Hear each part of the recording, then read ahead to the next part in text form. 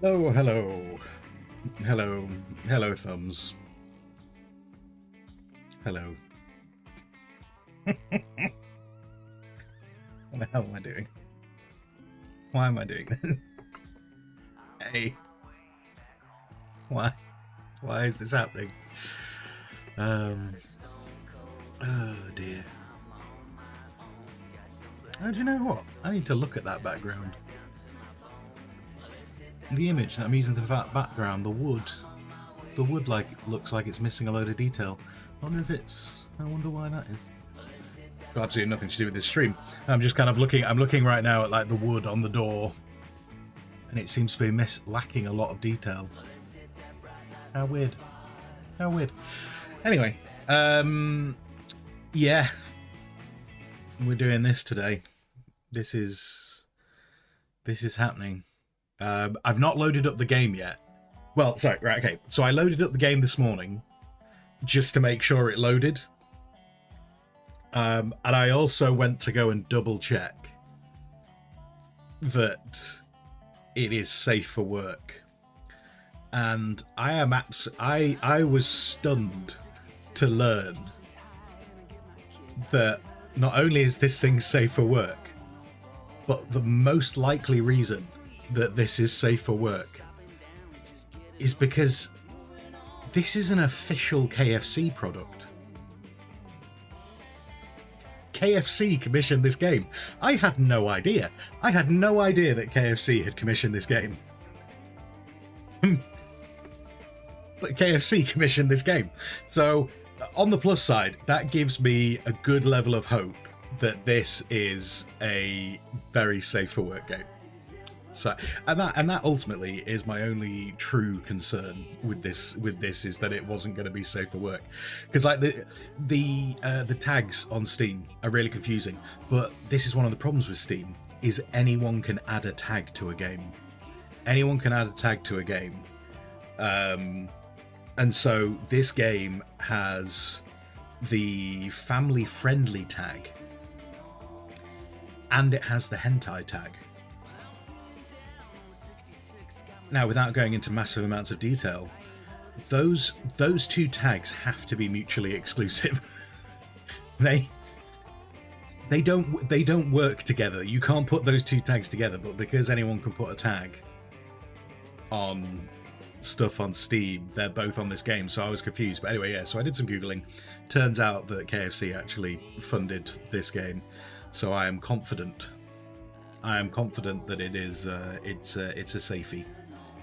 So that's fine. But what I also learned was, when I loaded up this game this morning, it has an entire intro.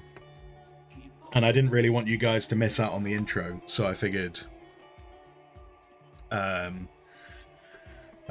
would load it once we'd started stream. I don't know if we need to wait for people to turn up. I don't know how many people are going to turn up today. I mean, I'll be honest with you. I hope at least 6 people turn up to watch this, because 6 people voted for this, and I have all your names. I have everyone who voted for this. I have all your names. So, yeah. Yana, good morning. Good morning. Yeah, for anyone who doesn't know. Oh, actually, I'll tell you what. While I'm describing this, I need to go and turn off the chat on YouTube, don't I? Before I forget about it, and it just sits there festering. For anyone not familiar with this game, it's exactly what it says on the tin. It is a. Oh wait, why has...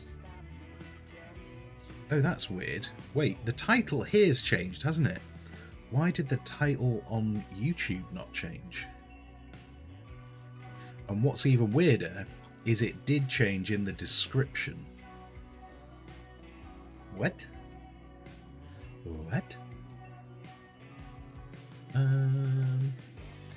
And on... Okay, on YouTube. Oh, okay. I don't know why YouTube didn't swap. I'll do that while I'm here. For anyone not familiar with this game, it is exactly what it says on the tin. It is an anime. It is an anime dating game based on KFC. I just do with that what you will. I don't know what else to say to that. I don't know what else to say to it. It's an anime dating game based on you are trying to get Colonel Sanders to fall in love with you. This is what the public wants. This is what the public wants, and this is what the public gets. So, yeah. I can't really delay this any longer, can I? Let's see. We did 7 minutes. We did 7 minutes. We did pretty good. Let's flick over there. I wanted you guys to appreciate the intro. So I did. I am going to load it up fresh. Load it up fresh and ready.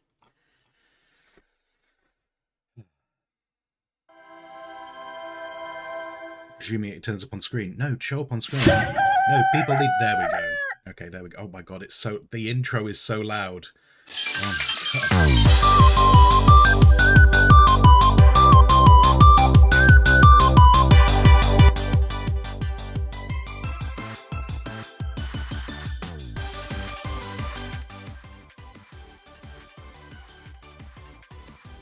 So loud. So loud in my headphones.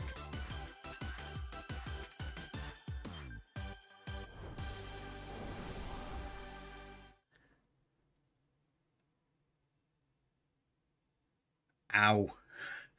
So, fun fact.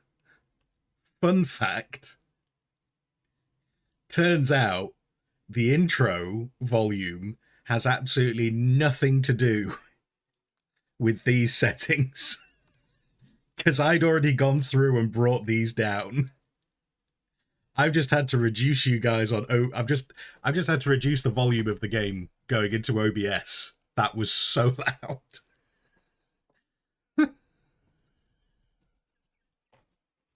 I'm gonna bring the volume up for you guys again because hopefully the main game will deal with this volume.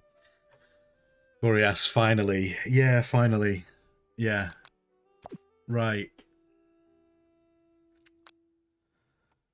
Whew. Yeah, apologies about that. I don't know why that was as loud as it was. That is just pure. They decided the intro had to be super loud.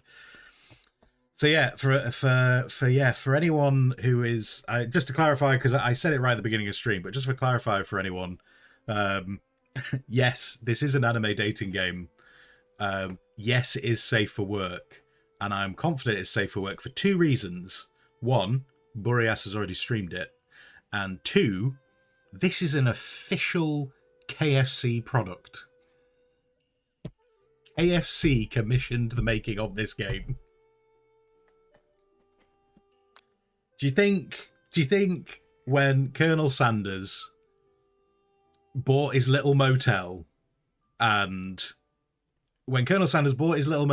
started serving fried chicken in it in, I think it was 1930, do you think he ever for even a moment thought, I'm going to work out this secret recipe of 11 spices so that in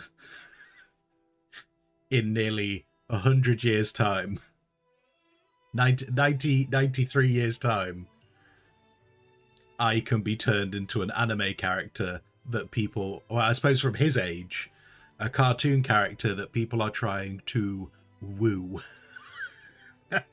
For real, yeah, this is an official KFC product. And this is part of the reason why it is free on Steam, is because KFC paid for the whole thing.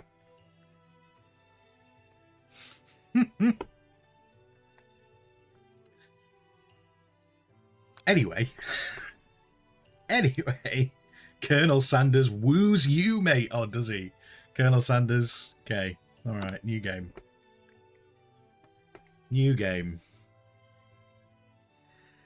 Before we get started, tell us your name.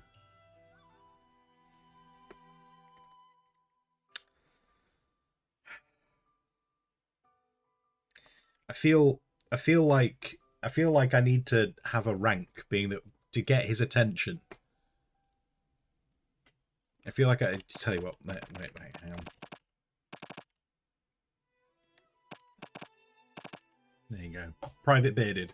Because I'm thinking that's going to help him notice. Because he'll be like, I'm a colonel, you're a beard, you're a private even, not a beard. Squire is a kind of not like it. I think he's going to understand colonel. He'll look at your bearded privates. Indeed. Right. Anyway, so you sleep softly as the morning sun casts a warm glow through the windows of your modest student apartment. Oh my god, there's a chicken on the wall. Look at that chicken. It's also hearts. Yeah, okay. We got some pearls. I feel like those pearls are going to be important because we already see them hanging out of the box. The world is peaceful and serene. You could stay in the moment forever.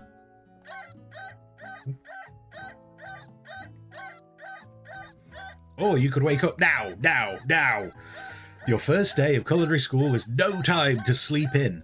Where is that even coming from? There is no alarm clock. Unless, or is there a phone under the pillow? Is that why there's light under the pillow? How long can I leave this going before one of you loses your mind?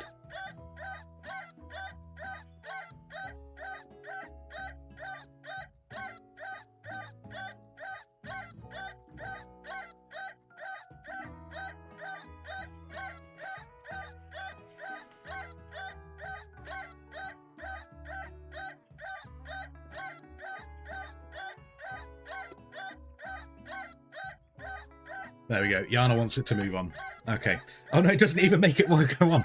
Smack that clock up and at him. There's no clock. What are you talking about? Throw the clock out the window and stay in bed forever. No, we need to get out of bed, don't we? So let's go. There we go. Lying in bed, you stare at the ceiling, thinking about everything that awaits you at the prestigious University of Cooking School, Academy for Learning.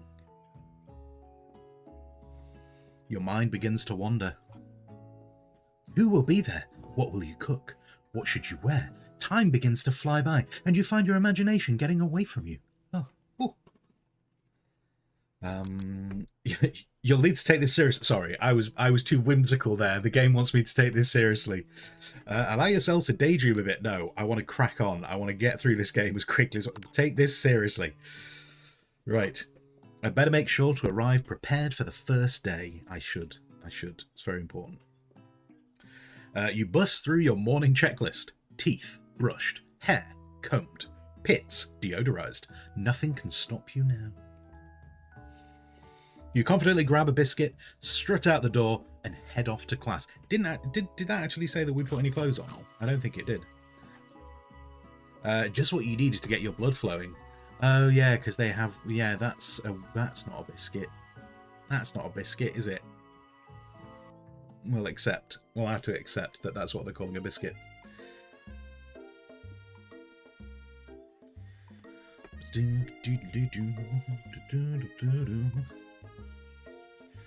Thumbs. On weekdays, my neighbour's alarm starts going off at 5 AM. They get up at 6:30 AM. They don't even snooze the alarm. It just goes on for 90 minutes. Oh my god. That's horrific. Right. Standing in the quad, you gaze upon the magnificent University of Cooking School, Academy for Learning. It's such a great title. And I love that they have to put it out in full every time. Here comes your lifelong best friend forever, Miriam. Hello, Miriam. She's the most adorably awkward person you've ever met, and you absolutely love her for it. Oh. Miriam. Good morning, Private Bearded. Are you excited for the first day of the rest of our lives? That's way too. It's cringe. Actually, Wait, have we just got into adverts? Ad starts in 5 minutes. Hang on. I'll try and keep on top of adverts today, because this obviously is not a fast game. Because I sure am excited, a little nervous. Okay, a lot nervous.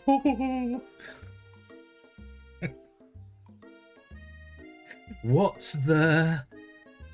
It's just that. This morning I made breakfast for myself, but well then I ate it. I couldn't even taste any love in the food. What if I'm no good? What if I fail? Classic Miriam. Oh. Raised by a MasterChef parents, she's always held herself to a very high standard. Ever since we were little babies, playing together, you rescued me from that quicksand box. Of course you did. It's been clear to me that you're the most loving, caring person I know. You're going to do great. Glowing boy, I believe in you, Miriam. I do. Yes, we believe in Miriam. Miriam needs to meet Colonel Sanders. There we go. Oh god, she's not got a very happy face. I just realised I'm not even really looking at her. I'm focusing so much on reading the text. I'm not actually seeing...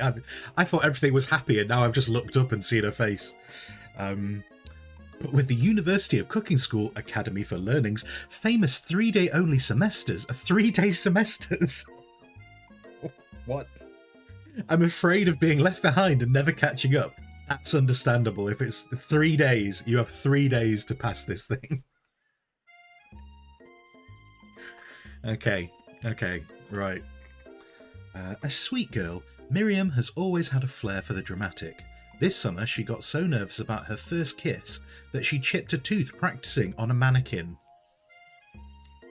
Miriam. Classic Miriam. You should pet talk her, or change the subject to give her some relief.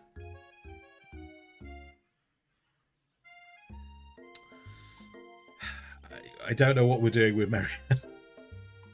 That's some serious cramming. Like I said, yeah, a 3-day semester, amazing. 1 day per meal on the day is 1 day per meal on the day is plenty. Yeah, male or female mannequin, it doesn't confirm. I don't even know who we are. I have no idea if we are a lady or a gentleman. I have no idea. I don't know if we ever find out. I don't know if that's even confirmed. Shall we pep talk her? Let's give her a pep talk. Come on now, Miriam. Pull yourself up by your bootstraps. Remember last month when we saw the fortune teller and had our tarot cards read? Obviously. I mean, sorry, this is me saying it to her. She needs to remember. There we go. Oh god, she's looking terrified again. The lady with the mask who gave me nightmares, I've been trying to forget. This is a terrible pep talk for bringing up terrible memories. I know she looks spooky, but she was so sweet. And she told you that you were destined for great things. Miriam. She's not smiling yet. Why is she not smiling? Remember that card with the fancy looking tower? And that other card featuring the handsome fellow in the red suit? Ooh, is she going to meet someone in a red suit? Wait, no, that's not smiling. You're still crying. And now you look like you're... Is this witchcraft? Are we in Hogwarts? What is that pose? What is that all about? I've been waiting for so long to meet the handsome fellow I could call my own. Well, not... What? And you're casting a spell to do that? I don't understand. And I'm sure you will soon. In no time, we'll be graduating because we have to do so before the weekend, apparently. And you'll be delighting the world with your heartfelt cooking in no time at all. 3-day semester. Okay. As you talk to Miriam, you can feel her nerves begin to ease. Can you? Because I'll be honest, this face does not seem like she is at ease at all. She looks very uncomfortable. Miriam, you know what? Maybe everything will be okay. And if not, at least I have these killer bangs. Yep, you do. Those killer bangs, those are gonna work if you don't pass in 3 days. Okay. Oh, she's smiling now. Can you believe I cut them myself? Great. Yana, can you take back your vote? No, Yana.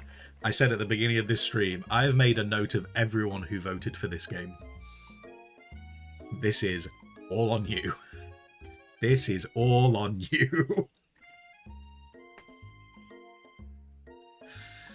Right. You can definitely believe it. Oh, are we mocking her? Are we mocking her haircutting abilities? Look, it was COVID. You didn't have a choice. You had to figure these things out yourself. Some of us got very good at it. Some of us didn't. All right. What a mean thing to say. Anyway, I cannot believe it.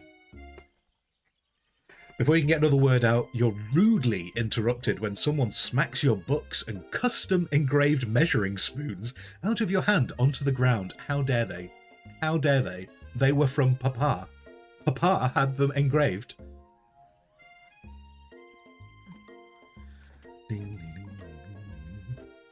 This game certainly has its tongue firmly in its cheek. Well.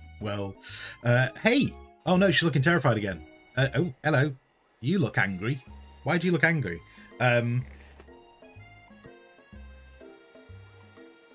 That's a weird spelling. In fact, it's such a weird spelling, I am inclined to pronounce the word how it's spelt. Enter the antagonist. Indeed, yes. Indeed. It's Ashley. I'm going with Ashley because that is how that is spelt. I am not calling her Ashley. That is Ashley. It's Ashley, your arch rival. She's totally evil, but you can't help but filled with jealousy. She can get anything she wants, and she knows it. Oh no. Oh. Of course, with big boobs, how can you tell? They're covered by text. Deary me, Yana, focusing on boobs. Like there's more. Yeah. Terrible. Glowing Boy, your measuring spoons are not engraved, but they are fantastic. Well, look, I tell you, just next time you're using your measuring spoons, just get a knife or something, just put some scratches in it, and then technically they're engraved. Nothing was said about the quality of the engraving, just that they were engraved.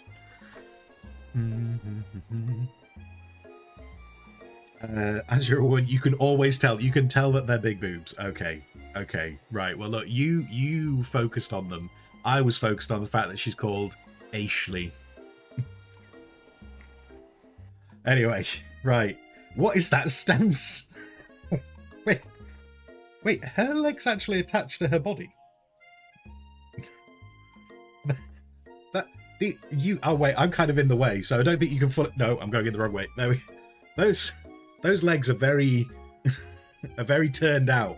Anyway, hello, Ashley, who just knocked all my stuff over on the floor. Bitch. Oh, and now she's smiling. Oh, I didn't see you there. Chicken shins. What an insult. What an insult. I want to start calling people chicken shins. That is a new insult that must stay with us forever. Chicken shins. Brilliant. Miriam, you leave Private Bearded's shins alone. They're perfectly normal shins. I'm getting a bit conscious now. I feel like I need to look down. Are my shins okay? Anyway, right. Ugh. You can't stand Ashley. Even her name is annoying. You're right, because it's spelt weirdly. You know for a fact that it's actually Ashley. But she had to add the extra letters to make herself feel better than everyone. Yes, I picked up on it before I was meant to. Fantastic. Brilliant. She's Ashley. She's Ashley, okay? Whew. Miriam, if anyone here knows what perfect shins look like, it's us. Is that meant?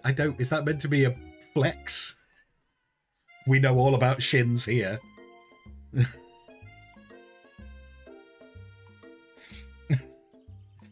Private Bearded. We're not going to let you or your really weird insults get to us.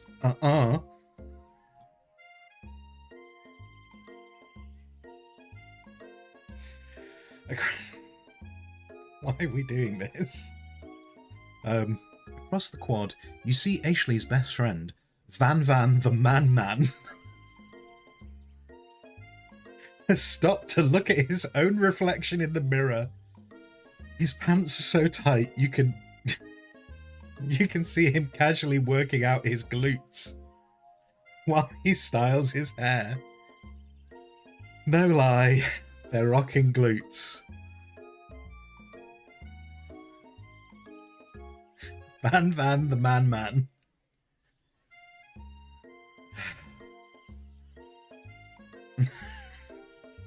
Right. Van Van. Oh god, that's an evil face. That is an evil face. I feel like, I feel like I should try and do a different voice for Ashley. Oh my god. Van Van, you rang. There we go. That's what Van Van needs to be going forward. You rang. You rang. Is that his hair or is that a hat? Because he has a comb. He has a comb, so that implies that this is his hair. Alright, okay. You've never been sure what their arrangement is, but as long as you've known them, Ashley and Van Van has been just as close as you and Miriam, but substantially more devious. She looks very is this because you're in the bit? Why have these facial expressions are something? Also, why are these two posed? Why are these two posed the same way? What is that all about? Private Bearded. I can't believe that the University of Cooking School Academy for Learning would ever allow people like you to attend as students. Wow. I have got no chill. I am just straight in there. Just, why are you even here? Ashley. I know, right? You'd think they just hand us our diplomas now. Well, I mean, you've got to wait 3 days. Apparently, you've just got to wait 3 days. It's not long. Van Van, or maybe how, as professors, you amateurs could learn from us. With the first day of school about to start, there's just no time to properly tell these two off. You resist the urge. Okay. At least you only have to deal with them for 3 days. Yeah. Private Bearded. Let's go, Miriam. Miriam. Psh, see you later, losers. Oh my god, who are you? You got a weird nose. As you approach the door, you see a goofy-looking kid pushing hard against the window directly next to it. Bless your heart. Pop. Right. I don't even know what voice to give Pop. I'm almost inclined to give him the same voice as Van Van.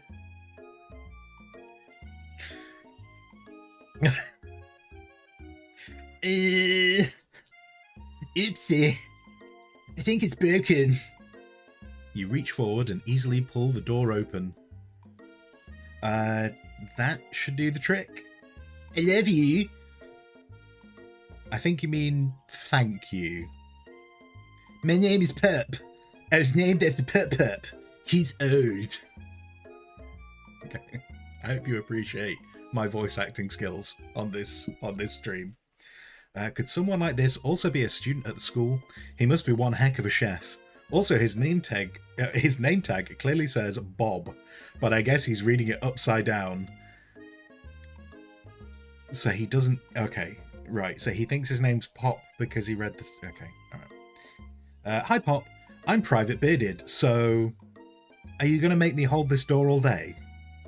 Nope. And with that, the young man walks into the building ahead of you. Miriam. Is it just me, or is he kind of cute? No.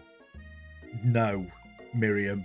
Miriam, look, I was going to let the bangs slide, but if you decide that Pop is cute, we're not friends anymore.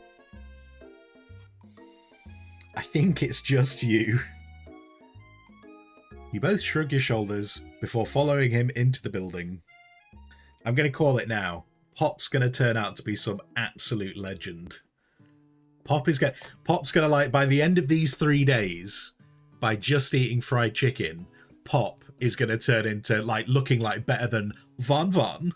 He's gonna, like, this. I feel like that's what's gonna happen, and it's all gonna be down to the secret recipe. Should I know who that is? Like, that's got to be an Easter egg, right? Who's that? You stand at the edge of the room, unsure where to sit. Other students wander in and keep themselves busy chit-chatting. A scruffy-looking pooch takes his place at the podium at the front of class. Adorable. Sprinkles. Oh no, how do I do a voice for a dog? How do I do a voice for a dog? Now, quiet down, everyone. Private Bearded. Who is this unreasonably cute pup, and why is he in our culinary class? Miriam. You must be Sprinkles, head instructor and CEO of UCS AL. Probably the CEO when this was commissioned. Maybe you might be right on that. Please, call me Professor Dog. I may be cute and a little fluffy, but I still demand respect. Woof. What? A cute dog is our professor? This is the best school ever. I guess only a dog's nose is capable of picking up all the nuances of fine dining. Out of nowhere, the wind begins to rush around you as a swirl of cherry blossom petals fill the air inside the classroom. Are we about to meet the Colonel? Are we about to meet the Colonel? Is this what's about to happen? No, it's... Wait, oh god, what was Pop's? I've already forgotten Pop's voice. Wait, what was I doing for Pop's voice? I'm chilly. Someone close the window. I can't remember if that was Pop's voice. Was that Pop's voice? I don't think it was. Anyway, it's kind of what I'm doing now. And then... It's the Colonel. I don't have a voice for the Colonel. I haven't got a voice for the Colonel. I don't know what to do for the Colonel's voice. He walks in. You're immediately swept up in the aura of this new student and his remarkable goatee. Who knew anyone could be so handsome? Time stands still. It's him. If it isn't my favorite student, Harland. Wow. Colonel Sanders interrupts Sprinkles. Sorry, Professor Dog. Before he can finish his sentence. Harland. What can we do? What can we do for the Colonel? What can we do for the Colonel? We can do... wait, let's see if we can make this work. Please, call me Colonel. There we go. There we go. There's the Colonel. Colonel Sanders. A hushed murmur rolls through the classroom as Colonel Sanders walks down the aisle of desks. Suddenly, the room is sweltering. Sweat begins to bead across your brow. You feel like everyone is looking at you, and you're not entirely wrong. Why is everyone looking at me? The Colonel just walked in. Why are we looking at me? Ashley. Wait, sorry, Ashley. And this isn't this over. And this over here must be Sweaty Sweats a Lot. Wait, why? You already know me. What is wrong with you, Ashley? Von Von. Maybe we should open that window back up before Forfeit Pits melts into a puddle and evaporates entirely. More. Miriam, what are you doing? What are these positions? Hold on a second. Nobody talks to my friend like that.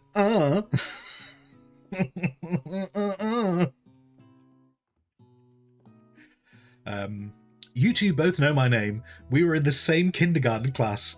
And what is with all the really weird insults? Besides, when Private Bearded sweats, it's not gross, it's beautiful. Look at that shimmer. I'm feeling very conscious about being on camera right now. I'm feeling very conscious. You take a moment to clean yourself up. What? Okay. It's a good thing you didn't forget about the deodorant this morning. This classroom is hot, hot, hot.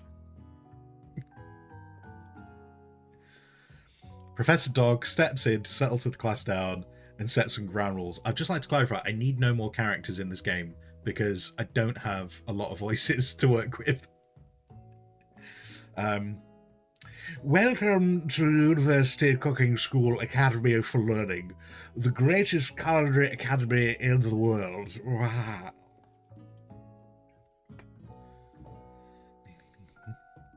The birthplace of culinary legends past, present, and future. Many challenges await you. There will be tears, there will be blood, and there might even be really adorable tiny food. Wow. Good morning, Lord Ilston. Welcome. I am very impressed, Lord Ilston. This is not a working day for you. You're not working. I am impressed that you've come here. I am honoured. Honoured. And when all is said and done, there will be a battle. You will lift your sporks and compete in the broom cooking arena. That's a very angry face. And just then, another student enters the classroom and interrupts the professor's rousing speech. I don't have more voices to work with. Okay. Wait, he doesn't even have a name. Do I even need to give him a name? Do I need to give him a voice when he doesn't have a name? Hi guys, sorry I'm late. I hope everyone has a good summer. I really miss... Quiet. Indeed, yes, quiet. Late class is bad enough, but interrupting my monologue? You're on the fast track out of here, young man. Are you sure you're even in the right place? Don't you recognise me? This is my 3rd year in the school with you as my teacher. Wait, 3 years in the school and a semester is 3 days. How many times has this guy failed? Everyone stares at him blankly. Does no one remember me? You're expelled. You utter one word before I finish. Oh, wait, you're expelled if you utter one word before I finish. Wow. Max, good morning. Good morning, Max. I'm sorry. I'm sorry this is happening. Let that be a lesson to you students that tardiness is unacceptable. Hopefully we never see that student again. Even Clank made it here on time, rolling halfway across town on his tiny wheels. Who the hell is Clank? I don't have more voices to work with. You turn to see the student Sprinkles is referencing, who appears to be some sort of industrial kitchen appliance.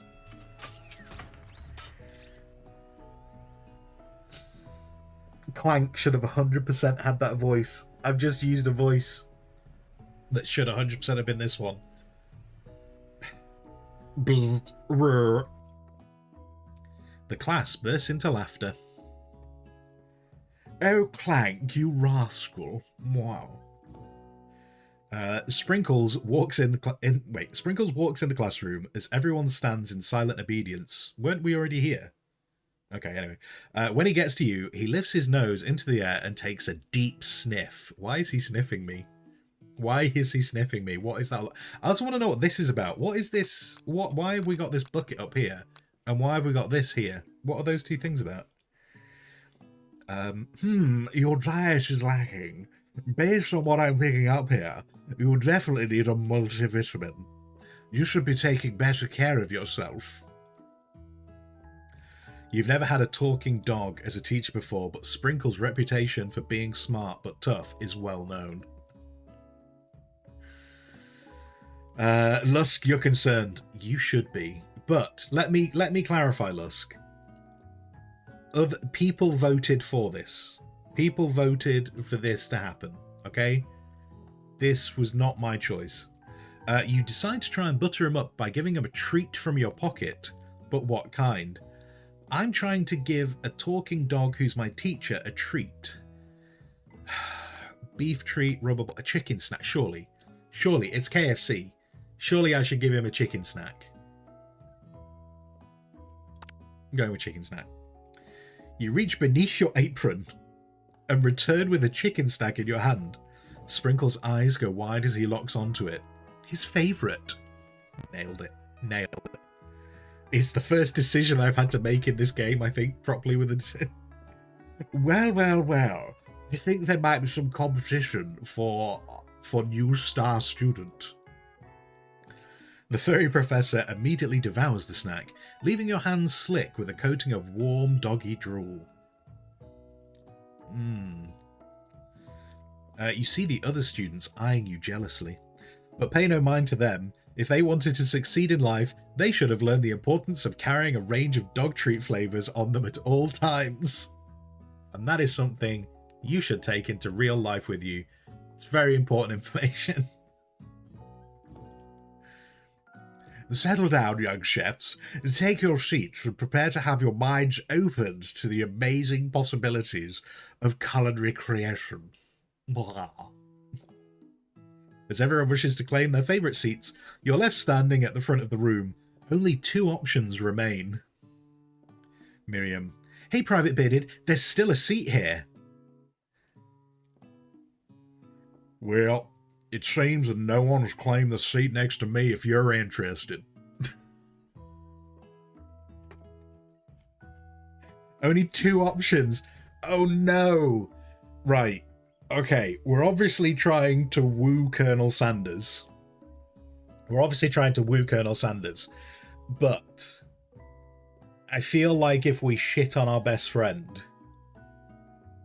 that's going to come back to bite us in the ass. I feel like we should sit with our best friend, because the game's going to be like, you jilted your best friend, and by like the end, like Colonel Sanders is going to be like, friends are important as much as dog treats. I feel like we should be next to our friend, even though we're meant to be wooing. We can woo Sanders later. We're going to woo Sanders later. Right now, we're going to stick with Miriam because she's having a bit of a bad day with her freshly home-cut bangs. So I think that's what we'll do. And Boreas, shitting on anyone would be concerning. Indeed, yes. Yes, it would. Right, okay. We're going to sit by best friend.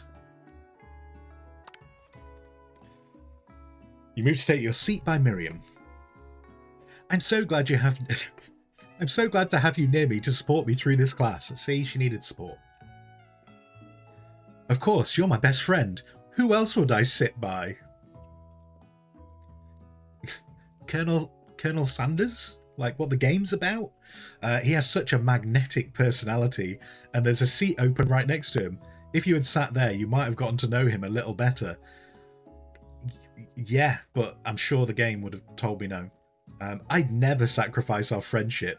Besides, I'll get a chance to talk to him later in the semester. The semester is 3 days. I've got 3 whole days. That's like a lifetime. I don't think I understand the passage of time. Like this.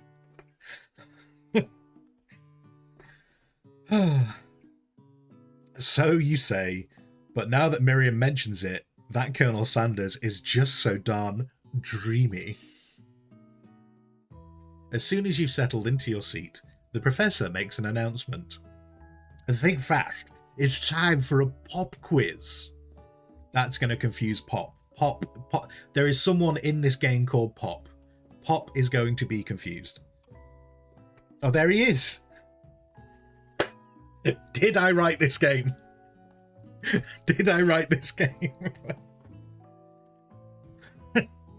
Yay, a quiz about me.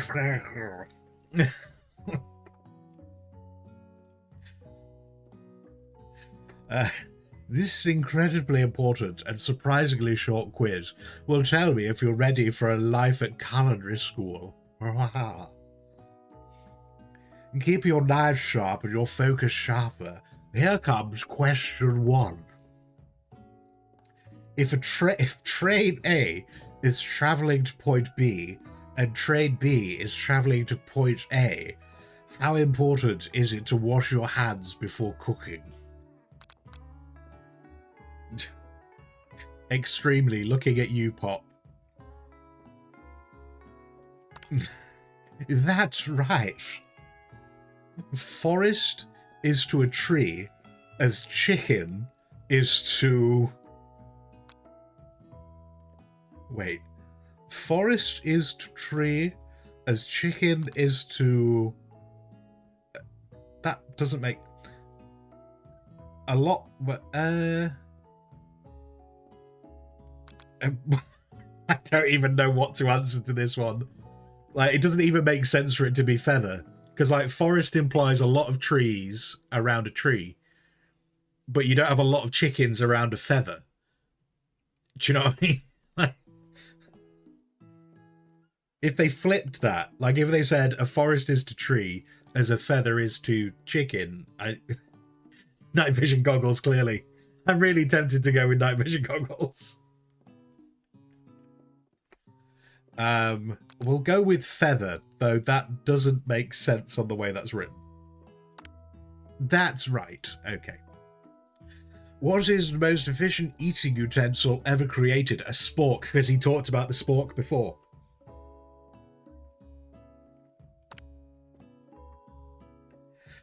Even though he's got a spatula in his mouth. What food is best for a broken heart? It's clearly chicken. Anything as long as it is prepared with love and not too much salt. So not KFC then.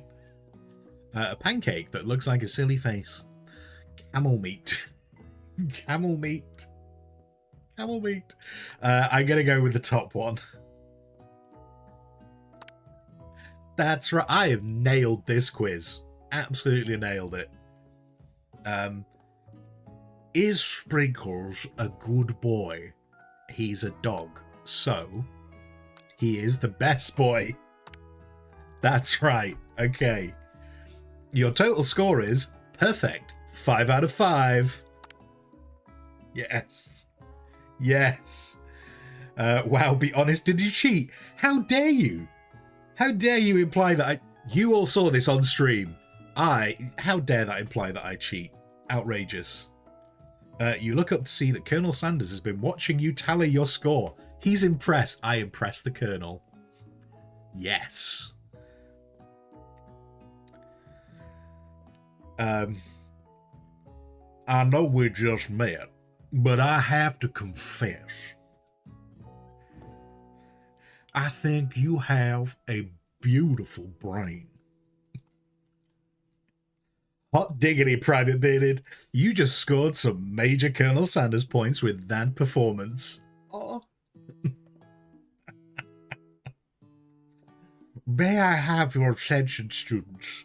I have an important announcement to make.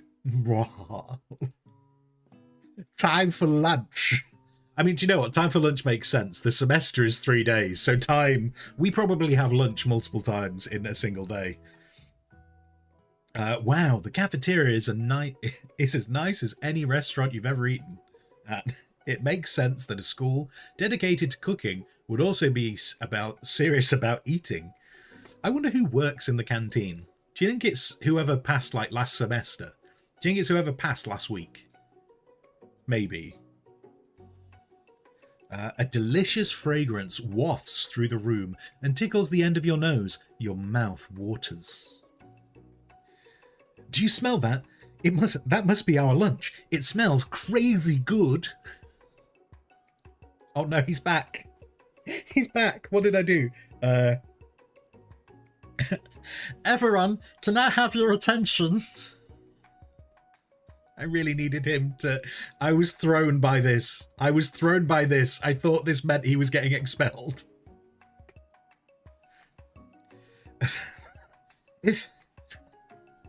God, Christ. Why is everyone in the cafeteria? It's about lunch. I don't know what I'm doing with Pops. To be fair, Pop probably doesn't know what their accent sounds like either. Pop apparently is learning to speak every time. Like, he doesn't even know his own name. So I'm not going to be too worried about Pop's voice changing slightly every time. No, I just wanted to apologize for my tardiness. You see, He never gets to tell us why he was late. It's going to be super important why he was late. I need to know now. Boreas, imagine telling yourself when you started streaming that this day would happen. I said something similar about Colonel Sanders before. Back in 1930, when Colonel Sanders bought a motel and served fried chicken in it, do you think back then he was thinking, in about 90, just over 90 years, I will be turned into an anime character in a dating game? And that's what will, and that's why I'm doing this. His name's Student. It's just a punctuation issue. Nailed it. Nailed it. Howdy, folks. I'd like to make an announcement. Hey, It's about lunch. Everyone cheers. He's not even said anything.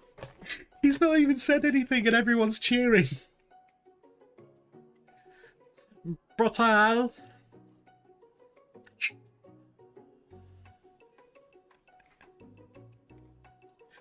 lunch. Wait, no, that's not Pop's. Wait, lunch. Oh, wait, maybe I can remember that. Lunch. Private Beard. She said shush. In honor of the new semester, I have prepared something special to share with everyone for lunch. This is where the chickens come in. We're getting some chicken. Miriam is very excited. That must be the smell I smelled. Indeed. That smell. You hold your breath, waiting to see what food this mysterious student has created. You've heard that he's very talented, but were the rumors true? Is this? Oh, it's the chicken. Colonel Sanders lifts a large bucket above his head. Its contents glimmer in the light. Piled high are huge pieces of chicken, breaded and fried to a crispy golden finish. The aroma envelops you, and you begin to feel warm and safe. I love KFC. I love KFC. I don't think I've ever eaten KFC and gone, I'm safe now. Glowmore, you're ordering KFC as soon as it opens in like 8 hours. Colonel Sanders has filled a bucket with chicken. What a novel concept. Your stomach begins to grumble, as if to say, stop thinking and start eating.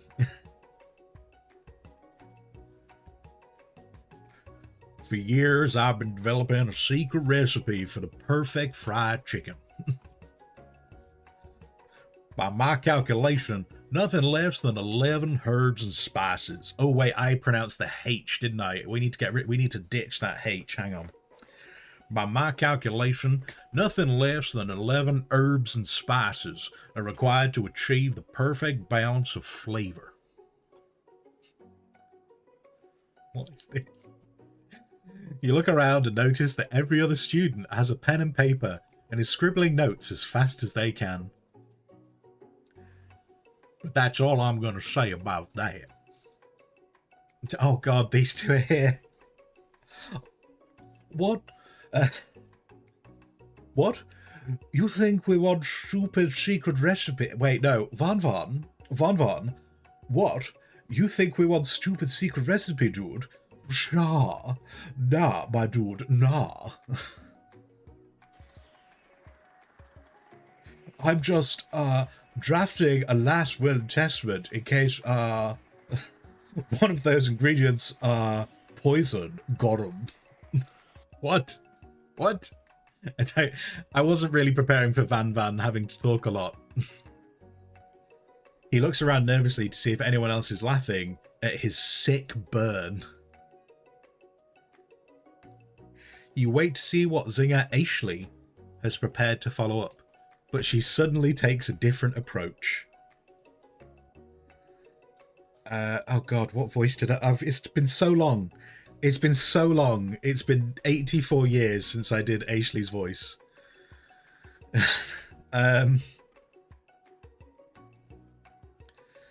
Yeah, I was just like writing in my diary. Dear diary, today I smelled something beautiful. I knew at that moment that only the hands of a true gentleman could fry chicken so tender. You see her body. I feel like her legs are not attached to her hips.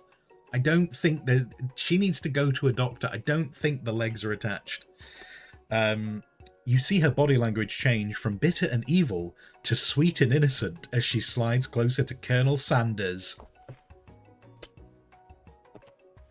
Outrageous. She realizes that he is destined for greatness and fame. With cooking skills like this, she wants him all to herself. Oh no, we should have sat with the Colonel. Oh no. Wait, the you know the best bit is? The only way I could try and remember Van Van's voice is by going, Van Van, Van Van, oh please, Van Van. It's the only way I can try and even get vaguely back to what his voice was. Well, Van Van, the man, if you don't want any. I'll take his. Do you know what? That is actually very on point for me. That is very on point for me. I will.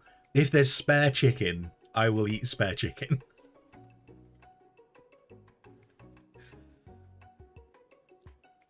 Well, hold on. I mean, I guess I'll try it.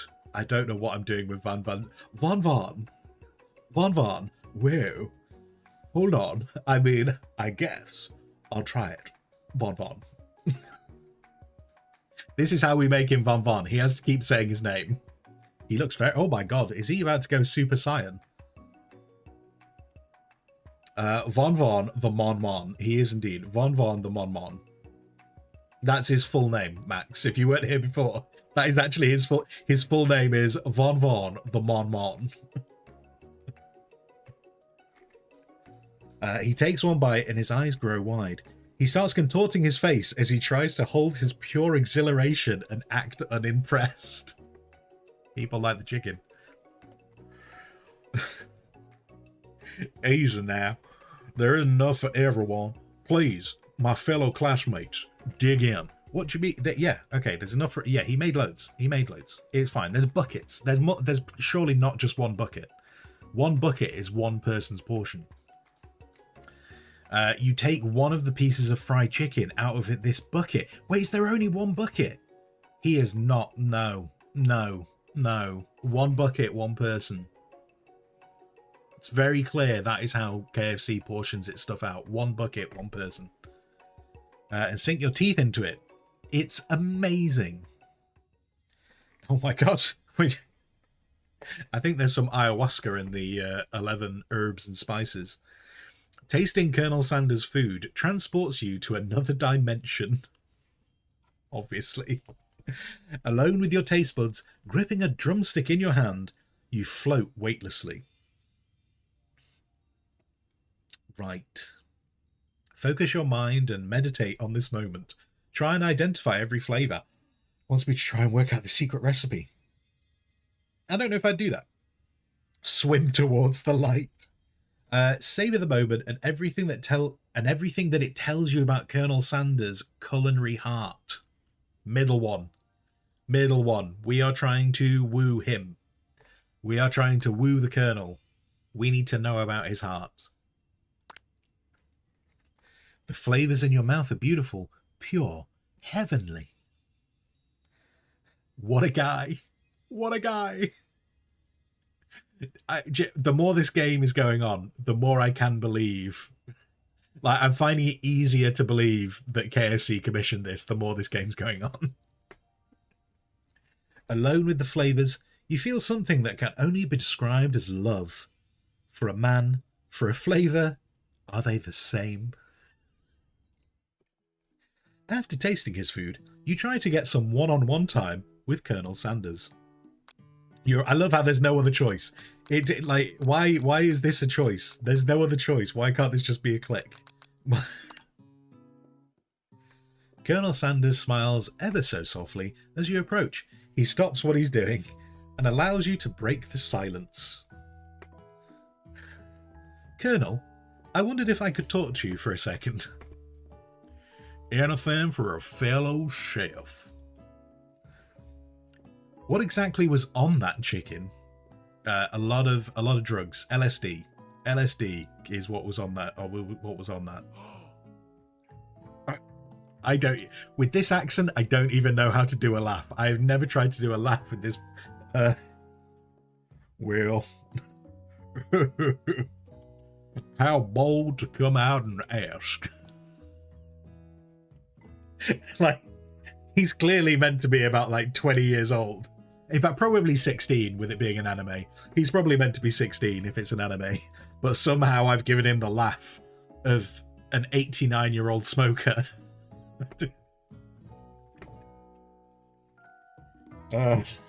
Right. It's an idea I had for a new combination of flavors that will make me a fortune and establish my legacy for all time as I open a chain of highly successful fried chicken restaurants.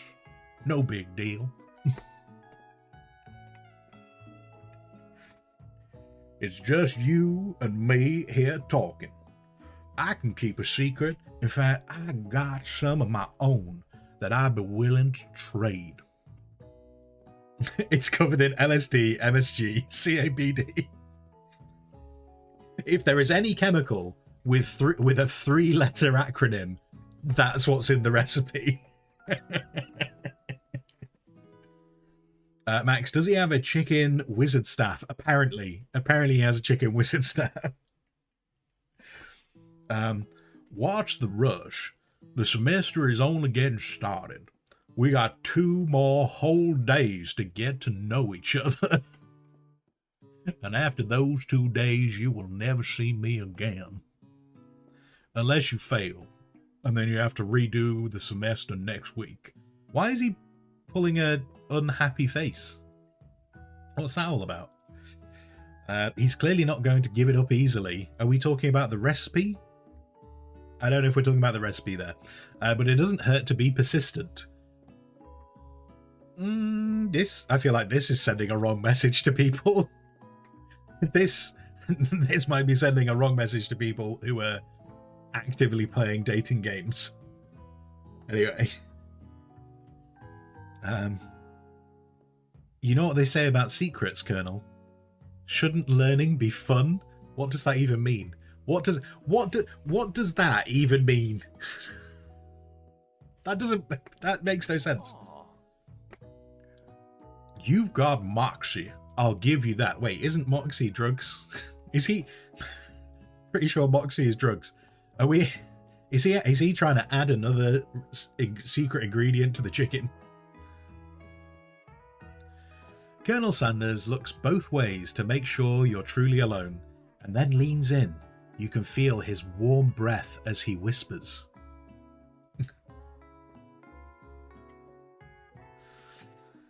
Just one ingredient.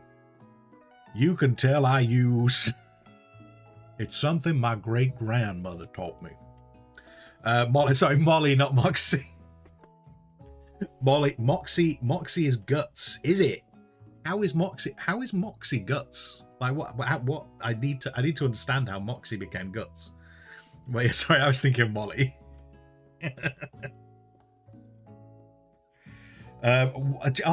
This. Okay, the game is trolling us. The game is trolling us. Wow, you'd never have guessed that. In fact, you're not even sure where you'd get some if you searched. That is drugs. There is drugs in KFC. Based on the rest of that, there is drugs in KFC. That is 100% confirmation. While you're wrapped up in that huge revelation, you notice that Colonel Sanders has disappeared. While everyone else is still in the cafeteria, you decide to look for him. You find Colonel Sanders outside, standing in the quad, as you can tell by the change in music. Oh, it's you again. Howdy. Sometimes I like to come outside and look at the school buildings. I think about how my story will continue on after I've graduated. Wait, what do you mean sometimes? We've been in the school 3 hours. How many times have you walked out of class? What? How?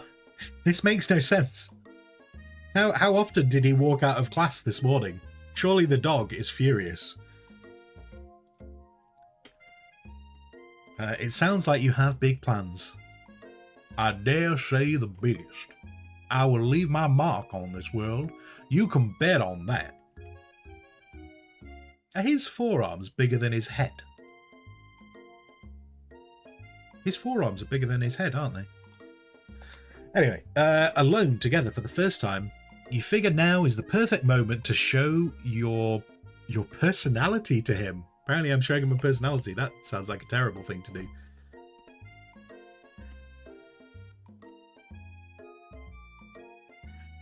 Some nerd has taken the cells out of this game to check everything and see if that blank had anything in it. Really? Brilliant.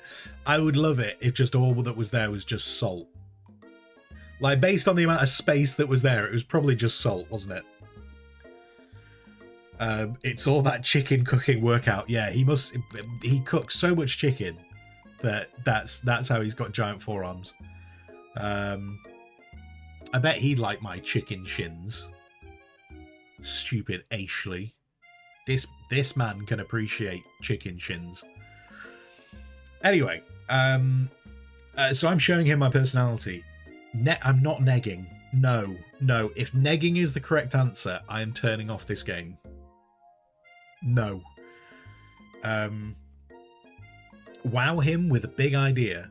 To add an additional ingredient to really spice things up, that would be terrible. I guarantee telling him to change the recipe is a horrific idea.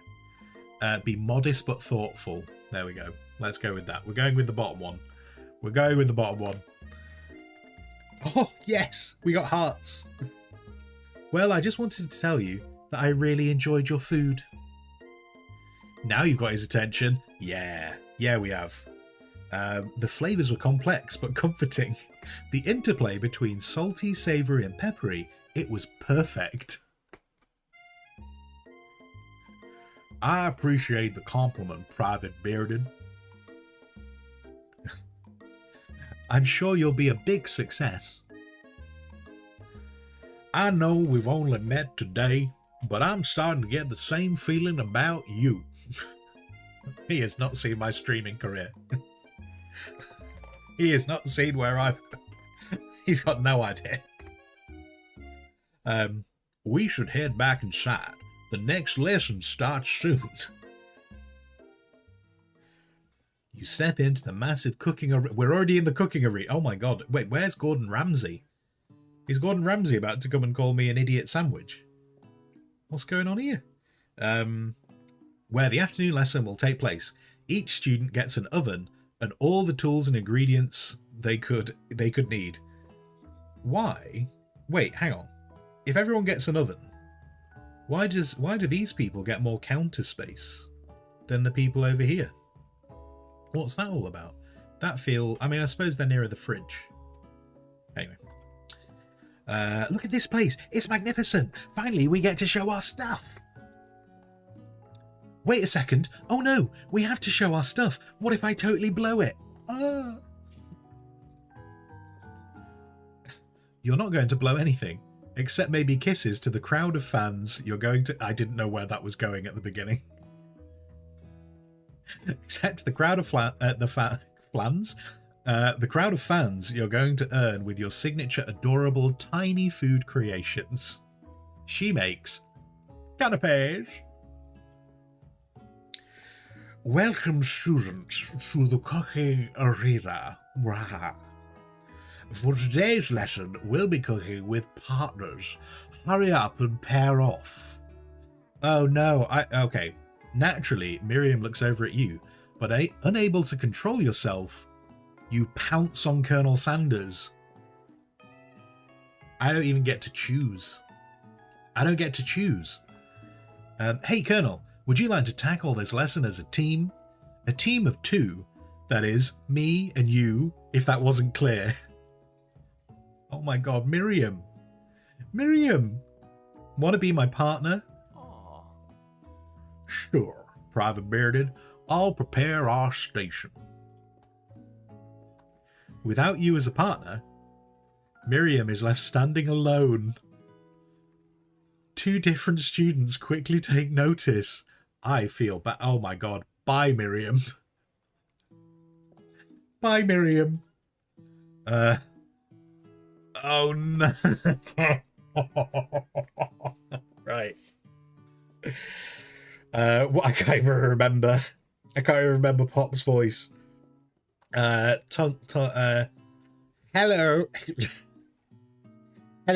Hello, partner. We've changed Pop's voice again. I can't remember what it was before. Hello, partner. Bloop, bloop, bzzzt. Oh my. Two potential partners. I'm so sorry, gentlemen, but I don't know who to choose.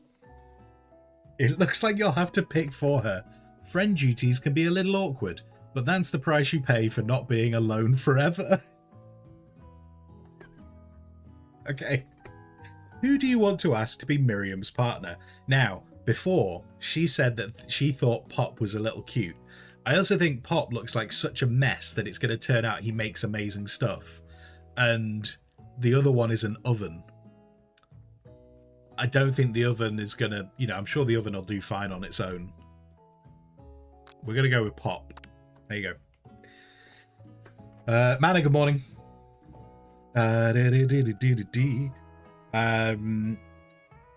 Sorry, Clank, but I think Miriam will be partnering with Pop today. Pop gives a big smile as he steps up to the same station as Miriam. I'm chef. I've got no idea what we're doing with Pop's voice. I only did it about 10 seconds ago and I've already forgotten it.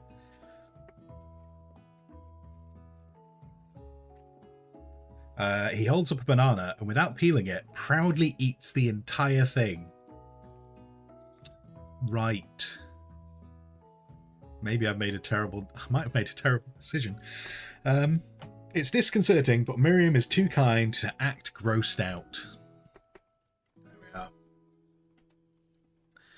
are. The vitamins are in the right. You tell him, Glow Boy. You tell him to eat banana skin.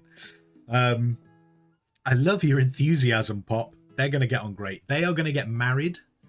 They're going to get married. They're going to have loads of kids, and they're going to be more successful than KFC. I can tell you now, they're going to be more successful than KFC. And yeah, oh my, Pop showing off his banana skills. Yeah. She looks at you like, really, this kid? But it's too late to change your choice now. We've made the right choice. Pop's going to turn out to be an amazing chef. Now it's time to focus on your cooking classwork. Alright, Shutru. For today's lesson, we're going to keep it simple. Pick a basic dish and divide up the steps. No chef is an island. It takes 2 flints to make a fire. You'll get the idea. Which dish do you suggest to your partner, Colonel Sanders? Steak tartare seems easy enough. It's fancy and you don't even need to cook it. Using octopus will blow Colonel Sanders' mind. Your grandmother's mashed potatoes and gravy.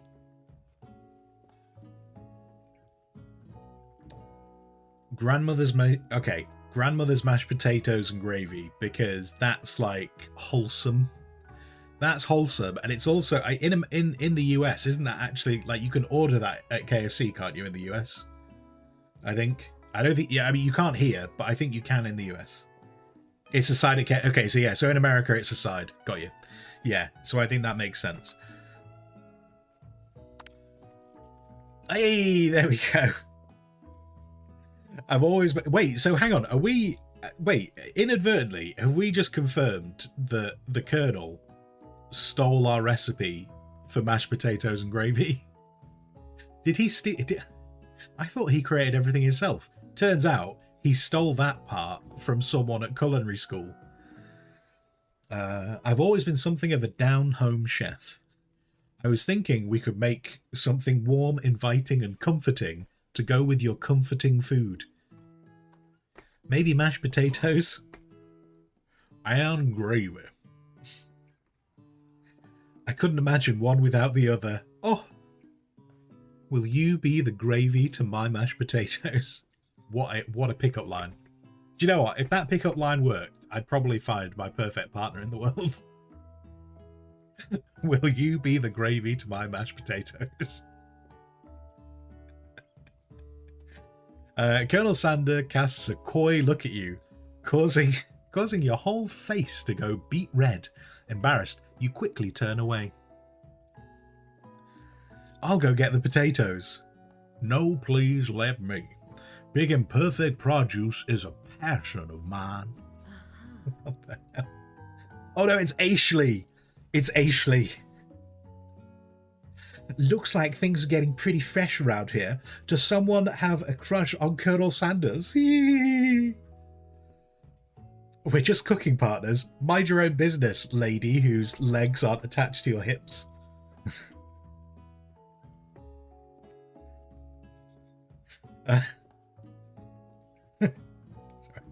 Making myself chuckle.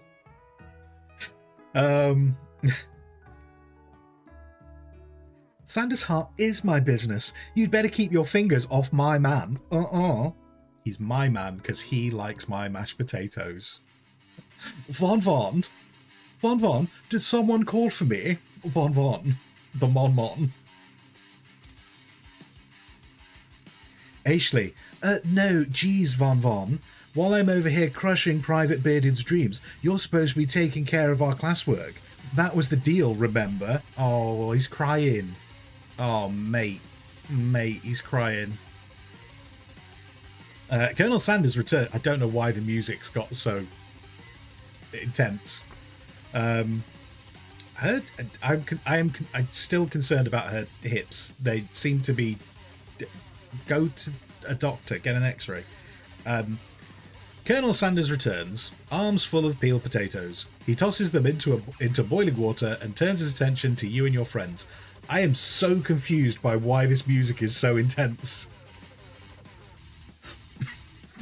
Why is this happening right now? Why is this happening right now? Oh, howdy there, Ashley. Van. Are we working in a quartet instead of a duet now? Actually, no. Look, it looked like Private Bearded was struggling, so we offered to give them a hand. You know how it is. These young amateur chefs need a lot of mentoring. Von. I was going to say, Colonel Sanders. Wait. Von. I was going to say Colonel. Wait, if it's Von Saunders. Colonel Saunders. Maybe I could also teach you a thing or two about fast food.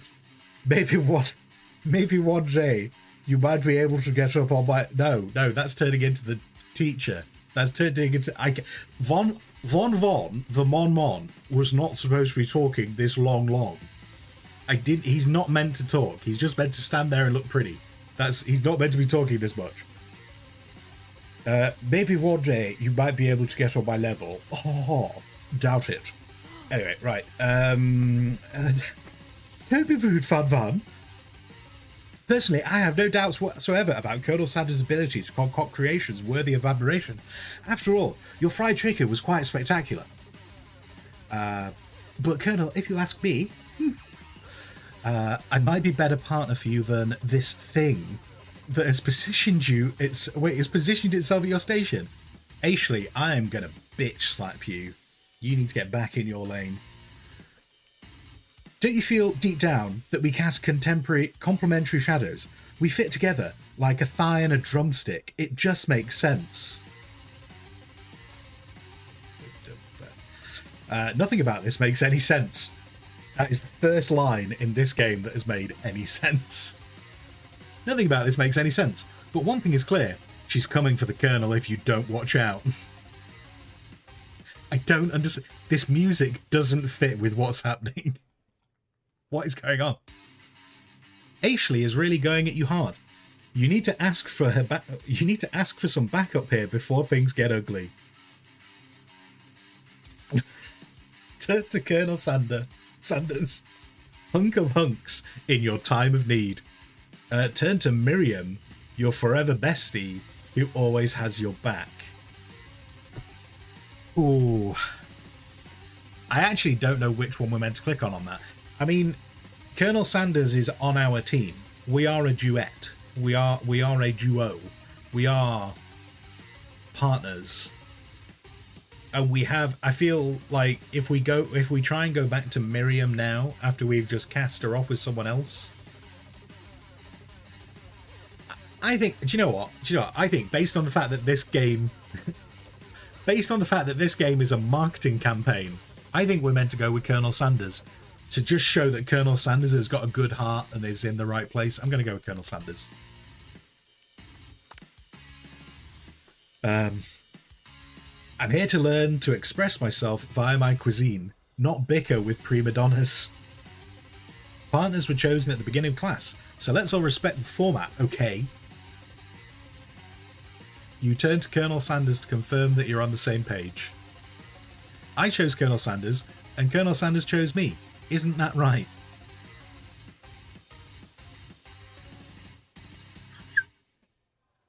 That is such a... Was KFC sued at some point with lines like this? A businessman respects all fair agreements, from contracts to handshakes. It took on Private Bearded as my partner for this activity, and I stand by it.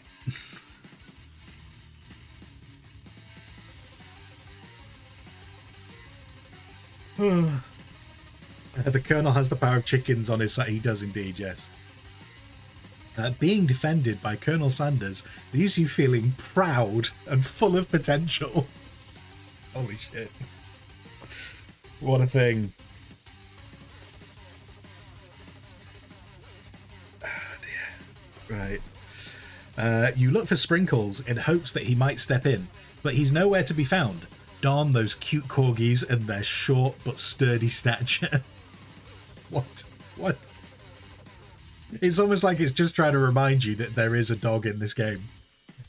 You look down at your station and realise that, in the tension of the moment, your hands have been cooking on autopilot. Well, at least we kept working.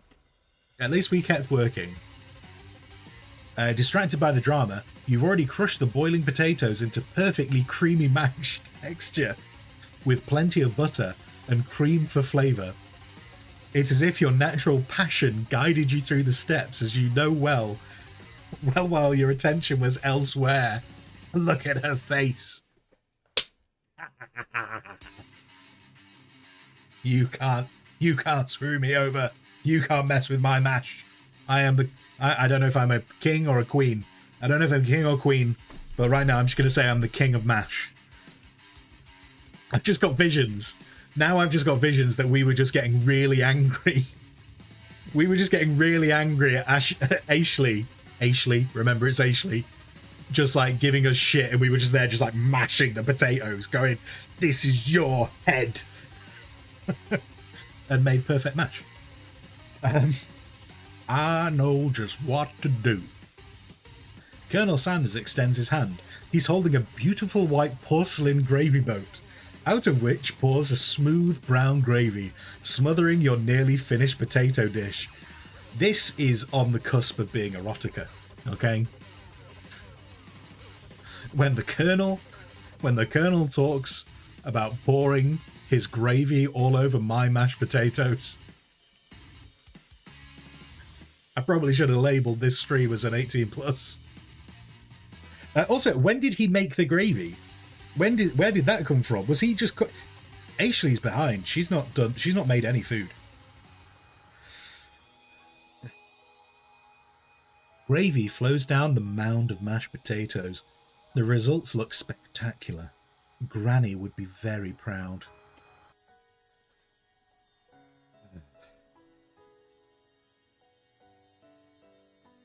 He's the Colonel. He can do anything. He always had some in his pocket. To be fair, we had a piece of chicken in our pocket before, didn't we? So I suppose that makes sense.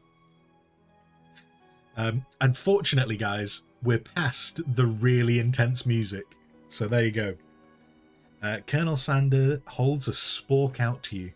You reach out and grab hold of it, but he doesn't immediately let go. The two of you stand holding the same spork, and for a small moment, all madness and pressure in this crazy world stops. Your eyes lock. The moment is electric. Time stands still.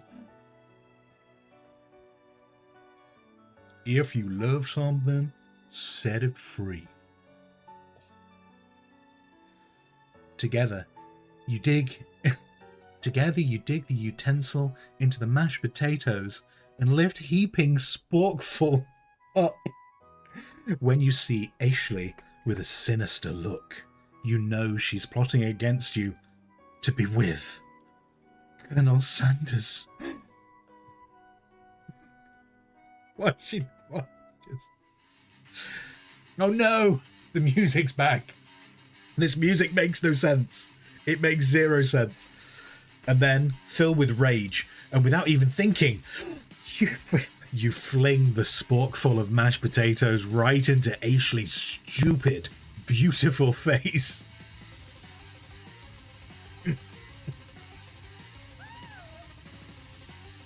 Van, do something! Do something! Scooping up a fingerful, Van tastes the dripping mashed potato and gravy and realizes it's delicious. Horrified by this revelation, he slinks away. Will he ever be able to cook something with so much love and integrity?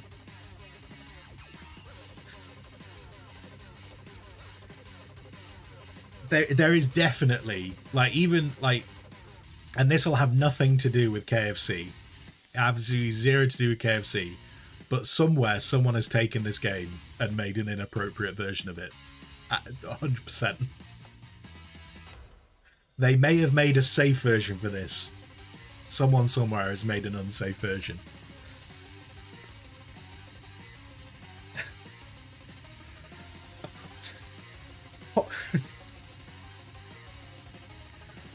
Hold on right there, Private Bearded.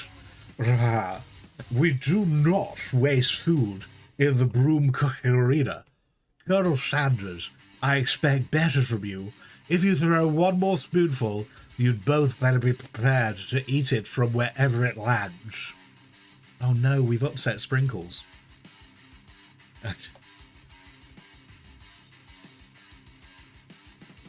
Who knows what voice I'm doing for Pop right now. Can I has potato face? Van rushes back over, a covered dish in his hand. Wait, what the hell is he doing? What? Okay, weird. Oh my god, it's served on an axe. It's served on an... How did Von get that axe? Von, mashed potatoes... Wait, no. Oh god, I've got to figure out Von's voice. I don't even know how long this game is, but I've got to figure out Von's voice. Von, mashed potatoes with gravy. Pathetic. In just a few minutes, I've prepared a full meal. Gaze upon my speciality, Von. Braised... Von. Braised tentacle of octopus in my silky saltwater sauce. That sounds... okay. Plated on battle axe blade forged by my supreme chef ancestors. What? Why is student back? Why is student back? I should have given Von this voice. Would have been way easier for me to come back to. You've ignored me for too long. That ends now. It is I who will have first bite, and you will look on with envy. I wonder if it turns out that student is actually the professor, and that the dog is not the teacher. The interrupting student rushes at Von and swipes a bite of his signature dish right off the plate. Sprinkles. No, don't. Wow. Something about this dish doesn't strike my nose quite right. I think the octopus was rushed and may have turned in the process. The results could be toxic. I didn't know that was a thing that could happen with octopus. It's too late. It's been eaten. Oh no, wait, did we literally introduce student just so we could kill him? Von, I left something in the oven. I don't feel so good. We killed student. I mean, we didn't. Von killed student. They literally introduced student to kill him. He should have been in a red shirt. He should have been in a red shirt. Everyone step back. Don't take another bite. When you look back at the plate, the rest of it is gone. You notice the tip of the tentacle being slurped up in Pop's mouth. Pop winces in pain just for a moment, then is almost immediately back to his oblivious self. Oopsie. Tastes like poison. The entire class has gathered to watch Pop's final moments. Shock has frozen the whole crowd. Wait, have we already forgotten about Student? Why are we only talking about Pop? Student just died. They're as motionless as statues. The class bell rings, disrupting the moment, and snapping everyone back to reality. It would appear that Pop's enthusiasm for trying new things, despite obvious danger, has inoculated him against poisons of all kinds. It's alright, Pop is still alive. Student's dead. Student's dead, but Pop is alive. I'm not sure the professors here make enough money. What has that got, Sprinkles, what has that got to do with the fact that you just let a student die?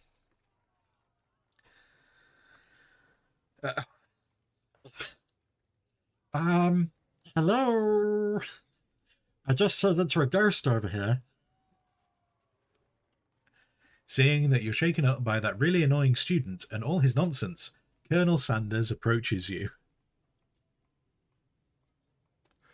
I'm sorry you had to go through that. Please let me walk you home. What? He's dead. He's dead. I think he's got bigger concerns than being walked home. Oh no, he's walking us home, isn't he? Wait, no, I've just realised. He's walking us home. We still don't care about the dead student. What? Like for... Oh no, it was to the student. Wait, hang on. Right, what? Like for real? Oh, come on. So all I had to do was die, and Colonel Sanders would come home with me. Wait, no, wait, hang on. Wait, who's going home with Colonel Sanders? You follow Colonel Sanders out of the room. At night, the school building has taken on another vibe entirely. It's dark and more than a little spooky. Colonel Sanders stands in the quad's neon glow and speaks softly. Those mashed potatoes you made in class today? Before you go on, I want you to know they're not my great representation of my skills. I didn't even realize I was making them. They were amazing. Tasting them reminded me why I became so passionate about food to begin with. Colonel Sanders is getting choked up. Cooking is obviously important to him in a way that you find inspiring. We've completely forgotten about the dead student. The dead student... the dead student has been forgotten about. Now might be the perfect time to tell him you're developing feelings for him. Can we just put into context? It's been less than 12 hours. We have known this man for less than 12 hours.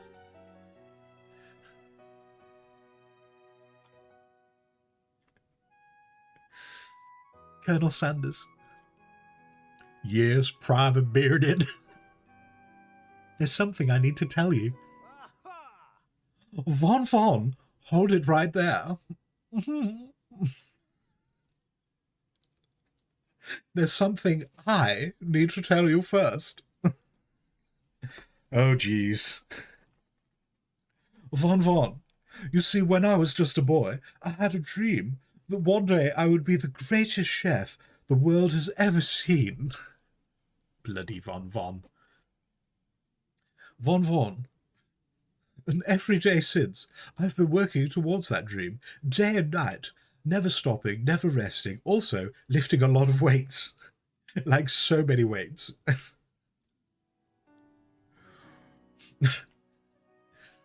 We should follow our dreams with all our hearts, that our souls may grant them like wishes floating on a shooting star. Von, hey, no, you... Oh my god, what happened to his hair? What happened to his hair? Von, shut up. I'm the one here to say inspirational stuff and be the star of the story. Are we forgetting that your cooking literally killed the guy? Von, you can't prove that. I also saw you kill that guy. What was his name? Stu Dent. Come on now. Somewhere in the distance, you hear a long, sad sigh. Von, forget him. We're talking about me. Me. I'm the hero. What? I haven't got a voice. I don't have any more voices. I'm struggling enough with what I'm trying to do right now.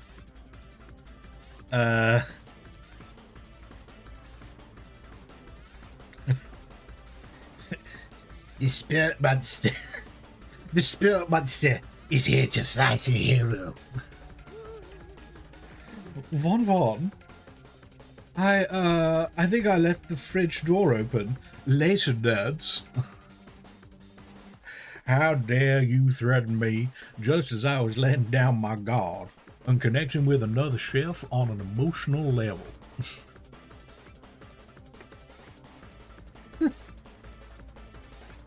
Toxic Snakebit, what did I do to deserve this? This was a vote. This was a forfeit vote. This was a chosen game. And here I am. Because we hit a goal. And that's what happened. It was a community goal, Toxic. That's how I'm here. Also, hello. Anyway, right, sorry.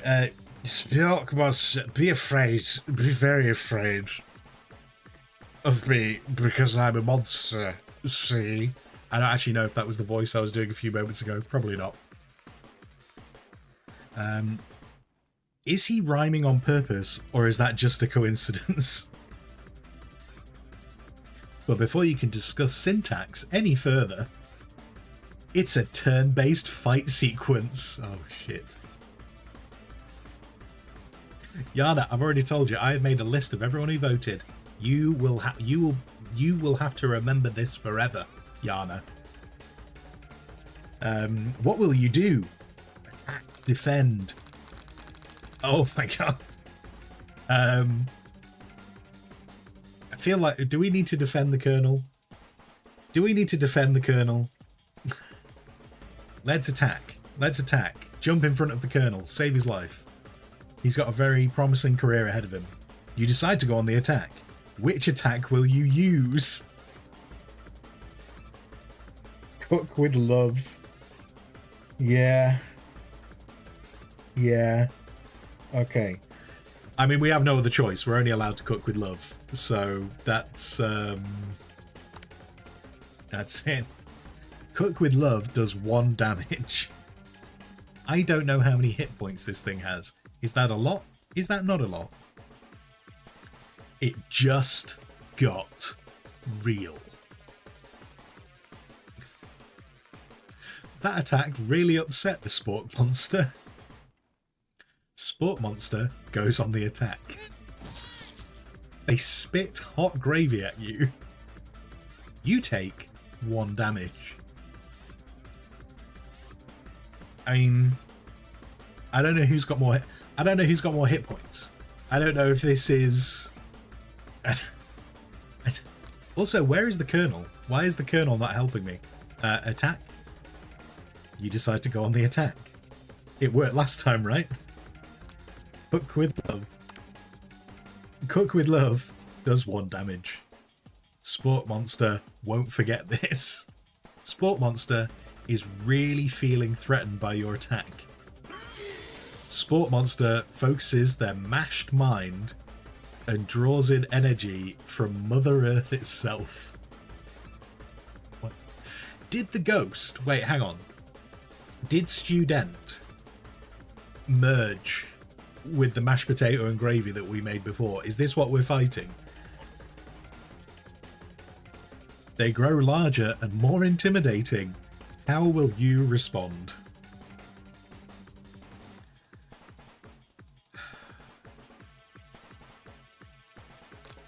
I'm not going to be intimidated. I'm not going to be intimidated by this thing. You decide to go on the attack. Which attack will you use? I have 1. I have 1 to choose with. Cook with Love does 1 damage. And you know, it did take a moment, didn't it, to get bigger. So I think we're ahead on the damage dealing right now. At this rate, the semester will probably be over before this fight is...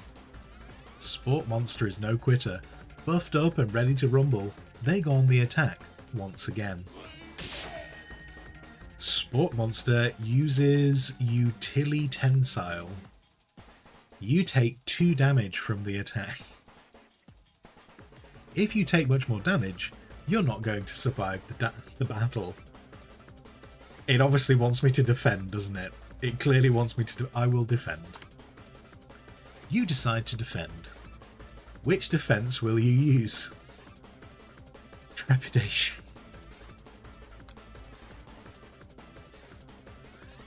Okay. You curl into a ball. You curl into a ball. I'm not cut out for this. Feeling vulnerable, Sport Monster prepares for its ultimate attack, Rounded Edge. Colonel Sanders has jumped in. Vile villain, your reign of terror stops here. Colonel Sanders summons the energy of 1,000 chickens.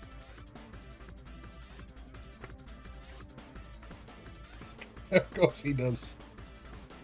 Of course he does. Okay.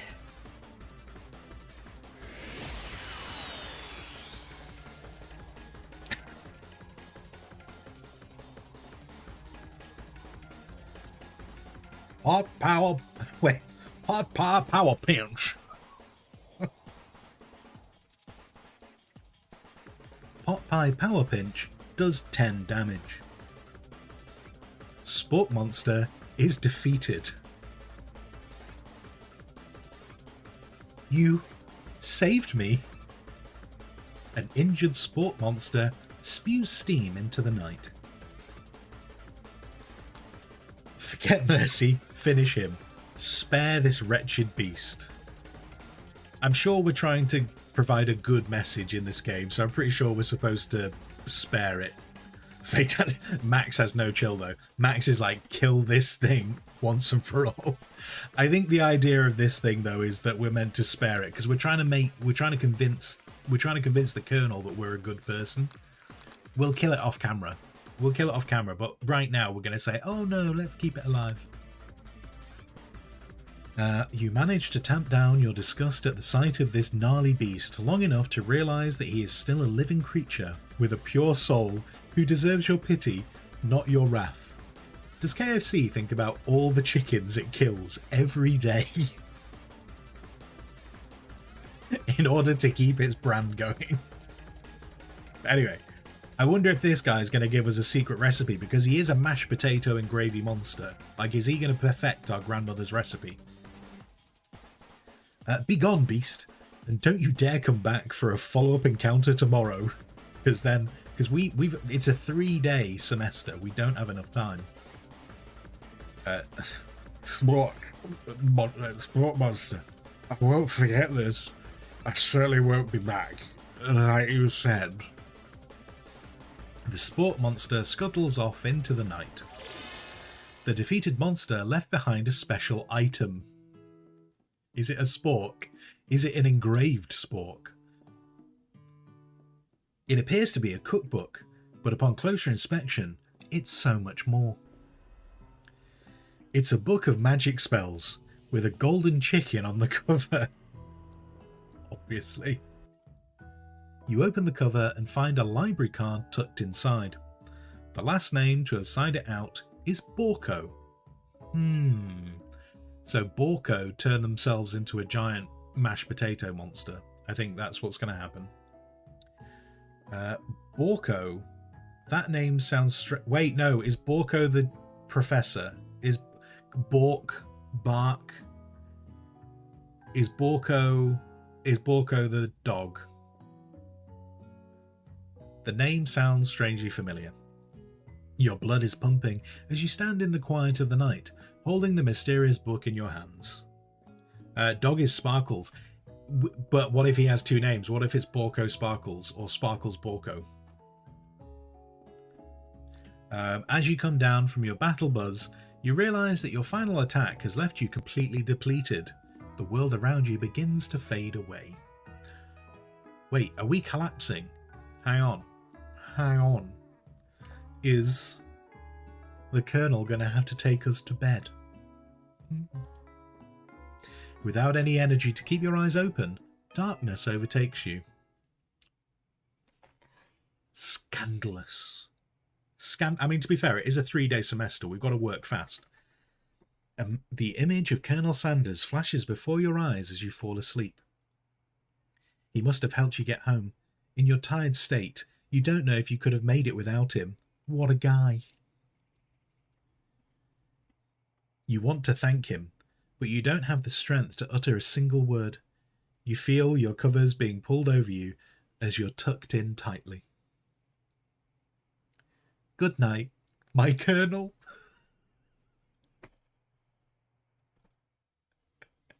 Oh God, he slipped us some of the secret spice again. He's making us hallucinate again. In your dream, you're together with Colonel Sanders. For some reason, Sprinkles is also there, instructing your love dreams are weird. We're going to click past that. Did the Colonel just break into your home and put you to bed? He did, and by the look of this scene, he also slipped something into our drink before we slept. That's how I interpret that. You awake on day 2 and attempt to process the wild visions you had. Were they memories or premonitions? And then there was the great secret ingredient that Colonel Sanders went ahead and told you outright. Not much of a secret, huh? It's either salt or love. That's the ingredient, okay? It's either salt or love. It's probably just because he already trusts you so much. He trusted us within 3 hours to give us part of his secret recipe. Sure, that makes sense. We'll go with that.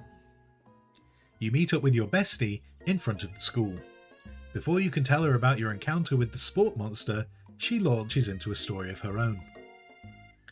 Okay, I know this might sound a little strange, but I think I might be, if you are falling in love with Pop, we need to have words.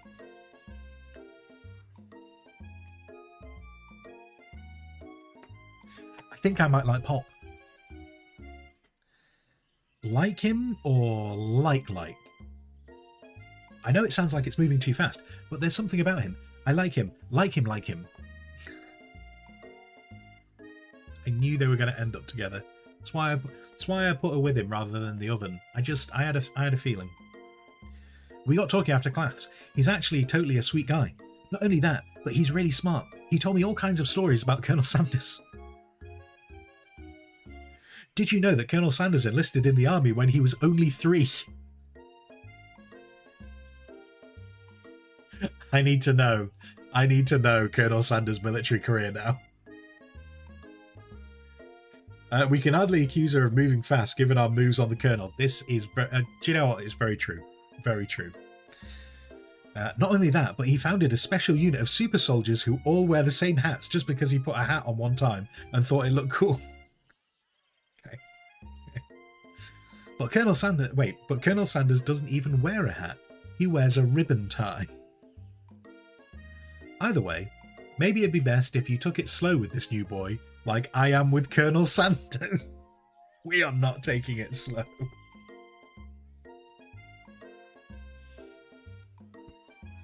You and Colonel Sanders, the coolest guy in school, the most famous student ever to attend the University of Cooking School Academy of Learning, you're a thing now? We definitely connected yesterday when he drugged us and took us to bed. You sure did. You're great. Why wouldn't you be into you, I guess? Pop is immune to poison. He's a mega catch. Yeah, true. Yes. Laughing at the implication that you and Colonel Sanders might be a thing is definitely not cool. You are great. You have an idea about how to prove that your love is real. I'm also very wet. Wait, how long is the stream? So we're just under 2 hours, and we're on day 2 of the semester. There was part of me that was hoping this game would be over in 3 hours. I was like, maybe a short game. And then when they started talking about a 3-day semester, I was like, maybe it'll be 3 hours long. But we're nearly 2 hours. It's taken nearly 2 hours to do one day. Well, if he's not into me, why did you tell me one of his... Wait, why did he tell me one of his secret ingredients? Your bestie's eyes light up. A secret ingredient? Yeah, I just said that. A secret ingredient. Is there a dramatic echo in here?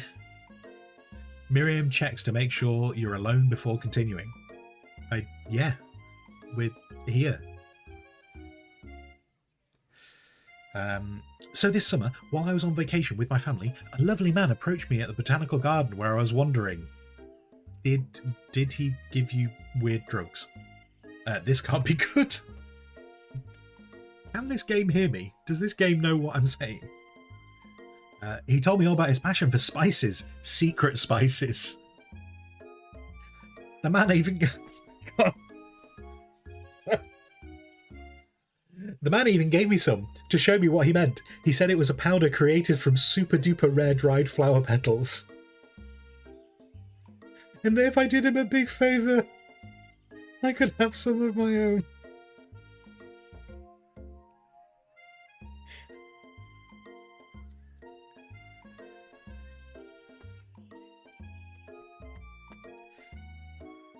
KFC commissioned this game. I want everyone to remember that. KFC, this is an official KFC game.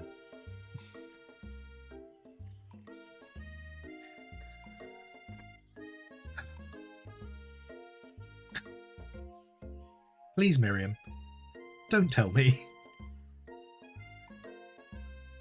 I had no idea. After the first 3 words of that sentence, I had no idea where this was going. I was very concerned. Whew. So I filled my suitcase with them and brought them home. He was so nice, he even met me at the gate when I arrived. Later, when I cooked with them, a very strange feeling came over me, and the flavour was unlike anything I'd ever tasted. Oh no. Oh, Miriam. Oh, Miriam. I think you're being very liberal with the meaning of spices here. Whatever. Anyhow, we both share an interest in cooking, so we've stayed in touch, you know, like pen pals. I bet he would love to know more about the new spices. Well, I'm definitely not supposed to share Colonel Sanders' secret recipe, and besides, I only know the one ingredient. I doubt it'd be much use to anyone. Please, please, please! It would mean the world to me. No one has to know it came from you, or from Colonel Sanders. What do you think? Should you protect Colonel Sanders' secret, or share it with your bestie? We obviously need to protect the secret recipe. We have to be... right. Make up a fake ingredient. We have to protect the Colonel's secret recipe. Also, especially from a creepy man who sends young girls weird spices that make her feel weird. You quickly think of a fake ingredient name. I don't know. How about it was Eye of Newt? We could have just said salt. We could have just said salt. Why did we go with Eye of Newt? It was Eye of Newt, I know. Sounds like some kind of weird witch's potion, but what can you do? Eye of Newt. Wow. Our eyes light up imagining such a thing, and you figure that you've satisfied her curiosity and she'll move on. However, she immediately turns around and does some thumb typing on her phone that you can't quite see. That's probably not good.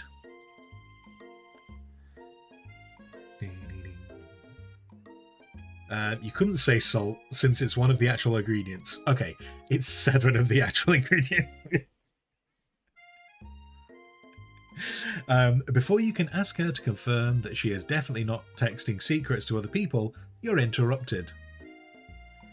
A wind rushes in. Okay, the Colonel's here because that's what that's cherry blossom petals fill the air. Colonel Sanders arrives on a horse. Of course he does. It's Colonel Sanders. He's arriving at school.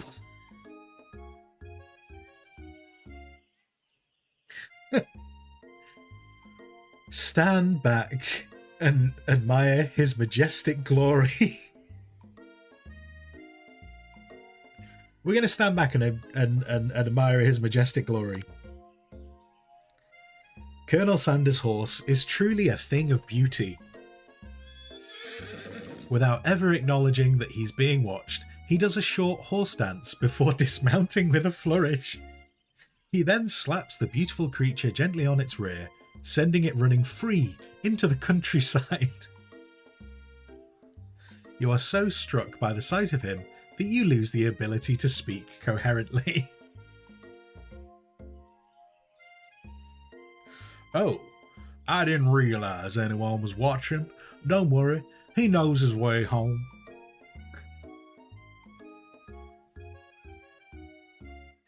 You attempt to compliment Colonel Sanders, but the words don't come out exactly right. What a horseful butte you have. I mean, a horseful butte you have. Dang it. That's what I just said. Being a good friend, Miriam attends to cover for you. Oh, Private Bearded just gets really nervous around people they like. What? That is not helping. I mean, they got food poisoning and were up all night. It was gruesome. You should have seen it. She gives you a wink and a smile as if to say, situation handled. Can't blame a girl for trying. And with that, Colonel Sanders disappears into school, leaving you and Miriam to follow. When you enter the classroom, you can see your two rivals, Ashley and Von Von, are doing something bad. By the way they're hiding, you know it must be really bad.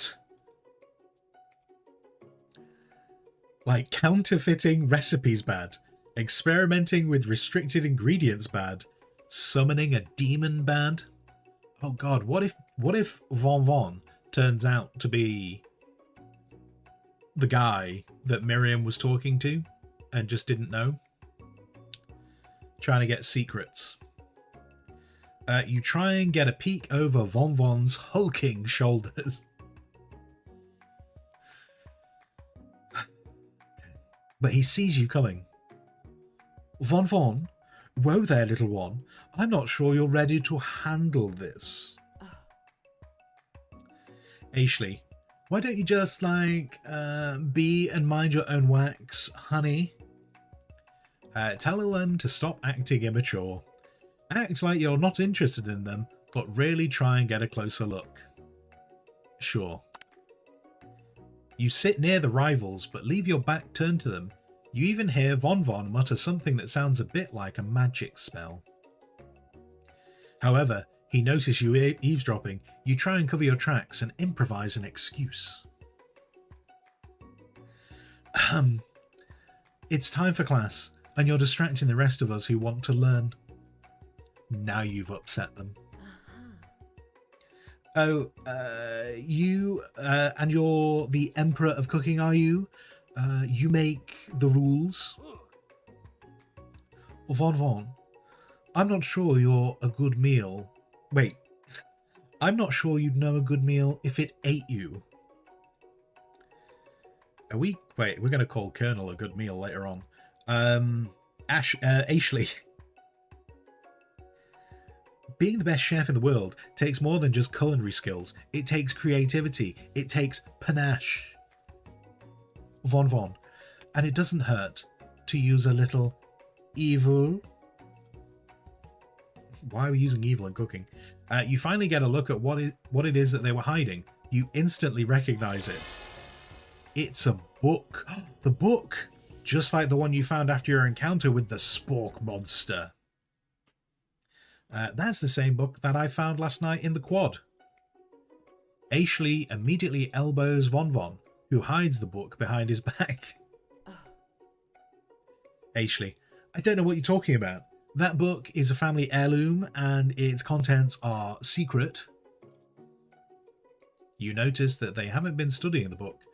They've got Pop pinned to a wall and they're tossing potato skins at him as he tries to catch them in his mouth. What? They were just sat behind us. When did they... What? They're playing. Before you can dig any further, you're interrupted by the arrival of more students. It's almost time for class. Bloop, bloop. Clank must be running late. He's in such a hurry that he rolls right over Von Von's meaty foot. Von Von, hey, watch it, your bucket of bolts. You watch how you talk to him. He didn't do anything. Well, he did actually. He ran over the foot. The narrative has just told us that he ran over someone's foot. Bzzzt, womp. Ashley, who do you think you're talking to? I've never heard such language, not even from a stand mixer. Womp womp. Von Von, no, your mother was a stand mixer. Bzzzt. Von Von jumps to attack Clank, but Clank shots Von Von, sending him flying across the room. Ashley, protect me, Colonel Sanders. These crazed men are about to come to blows. I think it must be over for... I think it must be over me. But I'm not interested in either of them. I don't know... Ashley's become posher and posher as the game's gone on. Ashley's tone has completely changed in an instant. She bats her eyelashes at Colonel Sanders. Surely he must know that this is a ruse, right? Gentlemen, get a hold of yourselves. Save it for the arena at least. Or don't. Honestly, what do I care?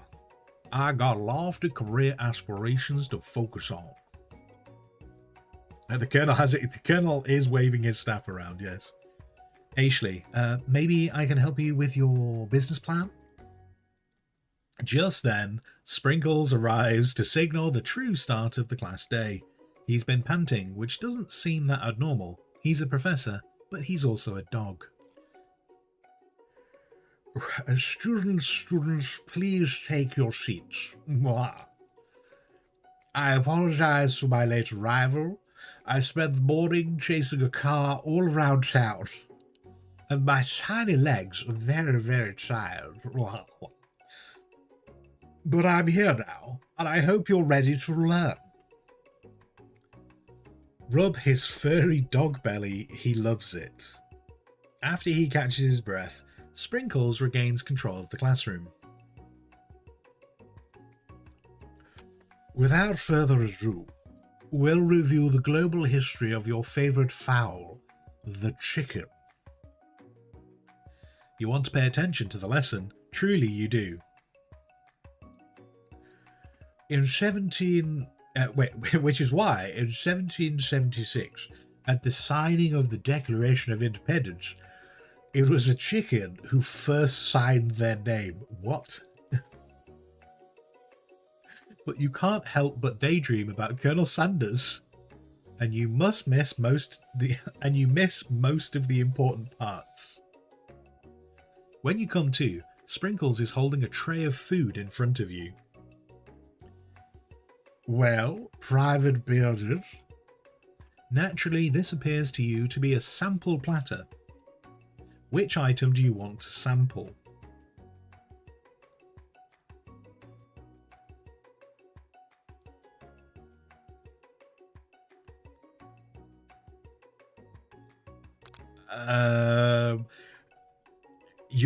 You're going the pepper probably pepper makes. I'm wondering if it's going to be something random, like you take the water to cleanse your palate. If we're doing taste tests, maybe it's the water to make sure we've cleansed our palate. But then the shimmering pepper, it's not the dog biscuit. I don't think it's the dog biscuit. Should we go with the shimmering pepper?